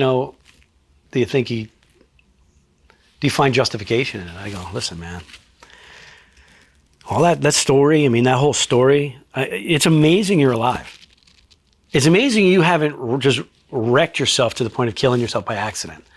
I don't think you were the type that ever going to kill yourself. I just think you could have easily died from some of the stupid shit you did. Right. It's amazing. And you made a great comment about people who, a select few who say 5 years for first-degree murder is not a lot of time. And what was your reply to that? I said, listen, he's been doing his sentence from the day he went in that house. He's been in a prison in his head. He served literally almost an adult life sentence already. That was just the end of it. That maybe, like he said, it probably didn't free him, but it stopped it from continuing. And it was continuing. I mean, there was relatives of his that killed themselves. I think of the 13 or 14 we heard, there was 4 we knew that killed themselves. I'm telling you, this guy cut a path of destruction through that county that was pretty wide. I don't think we'll ever truly find out how many he affected. It's amazing. Really is. And you know, Mark, when you bring up, you know, did it heal me or help me? That'd be like asking the Menendez brothers if they're glad that they did what they did. They've been sitting for 40 years in a prison cell. Do you think, looking back on it, they're happy of the path they took? They can't be, you know. So that's why I urge people, you know, if you could question a room and say you'll get 5 years for murder, how many of you want to go murder your abuser? Probably half the hands would go up. Yeah. But if you say you're going to sit until the day you die in a prison cell, it's not worth it, man. Yeah, but these kind of predators are the most hated segment of society. Yeah. And you, as a viewer, you watch this, you hear your story, and you applaud what you did. Yeah. You think, oh my God, that's great. But the truth is, it's not great. The whole thing is a disaster. Yeah, everything's a disaster. Some people look too and they've said, you know, think about what he did, how violent it was in this. I go, you know, as crazy as his life was, the drugs, the alcohol, the shit, and, you know, the gambling, all that crazy shit that probably should have killed you. You were never violent. You were never you never got locked up for doing violent shit. You never even were locked up like being in fights. Like, everybody that knew him was like, dude, he's a hell of a lot of fun. He's like a good time. Everybody's fucking laughing, drinking, having a good time. And he was fun. And then this. So you look at, like, this is not a person you said, look, he's had 15 years of violent shit he's done that culminated in this. This was not that. This was a one-off at an extreme level, but there's a reason why it happened, and it's a one-time thing. And I think that's something that a jury would have looked at and said, he never did this shit before. He never hurt anybody else. He partied like a fucking rock star, like, you know, like literally like he's in a 1980s hair band. Yeah, man. But anyhow, somehow he survived it, but he never did anything to hurt anybody. Like, you can't go to jail for just being a party animal. And all of a sudden he did. But who did he hurt? The guy that took everything from him. So I think from the human nature side of it, even though whether you wear a badge and what agency you work for, it doesn't matter. You have to have that humanity and look and go, look, I get it. I got to do what I got to do, but I get it. Remember what you asked me to? You said, hey, man, remember that time in the jail? You said, I can't tell you that I wouldn't have done the same thing. I said, yeah, I remember saying that. And he looks at me in the diner. He goes, you would have done it? I go, yeah. He goes, would you have done it the same way? I go, no, I wouldn't have gotten caught. I said, you fucked it all up. I said, see, I know how to do that shit. You're messy. That's why you got to get his crime scene academy so you can learn how to evade it. So you slashed his throat, but you also stabbed him in the back, based on that photo that you sent me? Yeah, there was, 27 stab wounds, front, back, and then at the end. And it must have been an anger for this guy that you just were carrying for decades. Yeah, I mean, and it doesn't go away. Like, it gets worse as you get older. I see it in him today. There's times we talk, and if we talk about it, I can almost see him. It'll never leave. Yeah. You gotta just, but you gotta always take solace in the fact that what you're doing now is like, man, I'm not kidding, you're helping other people. Because how many times have we spoken at the end of a speech, people are coming up, or they're hitting them up the next day on a text or something saying it happened to me. And we've spoken at law enforcement speeches. Yeah. And the law enforcement audience, they're some of the worst abused. I always get many that come up after a law enforcement speech. Yeah. No, after Clark's talk on my channel, there's so many people who have contacted me wanting to do similar talks. Yeah. Seth and Michael Chernow and all these people that have similar stories that just want to. It's such, and men are so silent about it. Oh, they'll take it to their grave. A lot of them. You know, an interesting thing, like when you think about these pedophiles. Now, I'm not a doctor. I'm not giving you some medical diagnosis, but I will tell you, in my experience when we've dealt with these people, you don't fix them. You can get a guy that robs a store he needs money, he needs food, he needs drugs, whatever it is. You can probably fix that. You're not fixing one of these people. I'm sorry, you're not. And I know there's probably shrinks out there and go, with the right treatment programs and this, no. That leopard's not going to change its spot. You give them the opportunity to do it again. And if they're in a position where they can not get caught, they will do it again and again and again. Because it's very rare that we ever arrested any pedophile that was a one-off. Once you start peeling layers of that onion back, you're going to find out they've done this before. What do you think a proper treatment or rehab or just way to deal with these kind of guys are once they're caught? Chemical castration. Maybe. I mean, hang them. Yeah, I mean, there's some states that are talking about the death penalty now for raping children. I mean, I think it's I think Florida. Florida's going to do them. I mean, listen, I know people have mixed feelings about that whole thing, but I remember years and years ago, we had this is years ago. We had the Israeli Shin Bet here on a training thing, and we were teaching them drug interdiction. They were teaching us about terrorism stuff. And I remember him asking about all the stuff on our belts and the handcuffs and the zip ties. And he goes, "What is this?" And we're telling him it's a restraint. He goes, "Don't restrain him. Kill them." I looked at him, I go, "Well, we can't do that." He goes, "Well, that's one of your problems." I looked at him, I go, "What do you mean?" He goes, "If I have a terrorist in that house, and I know he's in there, and we go in there, and we bring him out, and we talk to him, he's still a terrorist. I'll never forget this guy's logic." He goes, "But if I go in there and kill him, he's no longer a terrorist." Okay, I have a hard time arguing. I don't know what else to say. But you get these people, like I said, if you can fix somebody, maybe you fix them, but I don't think you can do that here. I really don't. I think they're just what they are. Yeah, it's a horrible thing. It's a shame it even exists. It's terrible. So they've got to be locked up for life. I mean, well, you got to. Yeah, if you're not gonna, put their pilot light out, you got to put them somewhere. And they can't even stick them in general population a lot of times because they're going to get. Oh yeah, they're going to kill them immediately. And I don't know. You know what? I look at that and I go, it's probably a good thing they never gave me the authority to make those decisions. It is what it is. But you got to stop them when you can because they will keep going. And when you dive into them, like Peg, we got into his computer and everything. Oh yeah. There's a dark web network of this, and there's names of websites that you and I may look at and say, it looks like, I don't know, a camping thing or whatever. It's not. It's all that. It's all child pornography and child exploitation. And it's when you start looking at it, you're like, wow, this is way bigger than I thought on this individual. And not just him, others that we've done.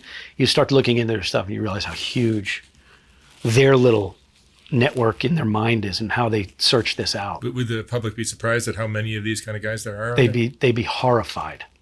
They're right here. They're right in your neighborhoods. Yeah. And most of them happen by somebody you know. It's not a stranger usually. We hear about these stranger ones, but most of the time it's not. And the ones that get caught are the ones that we know about. Yeah, that's a small number. Small number. Really is. It's very sad. All right, Clark and Howie, thank you so much. You're welcome. Thanks, Mark. It's great Incredible seeing you. talk. Thank you. Thanks, you guys.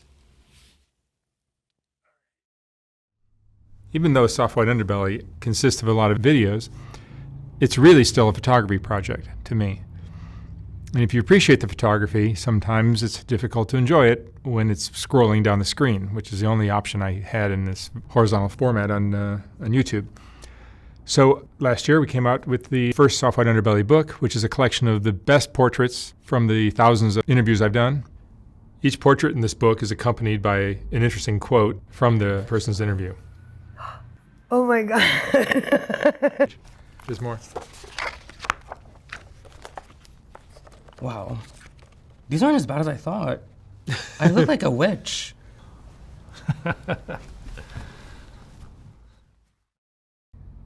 I will not be reprinting this book when it sells out. So once it's gone for good. You can order yours at softwhiteunderbelly.org. $125, $150 for a signed copy. And thank you for watching.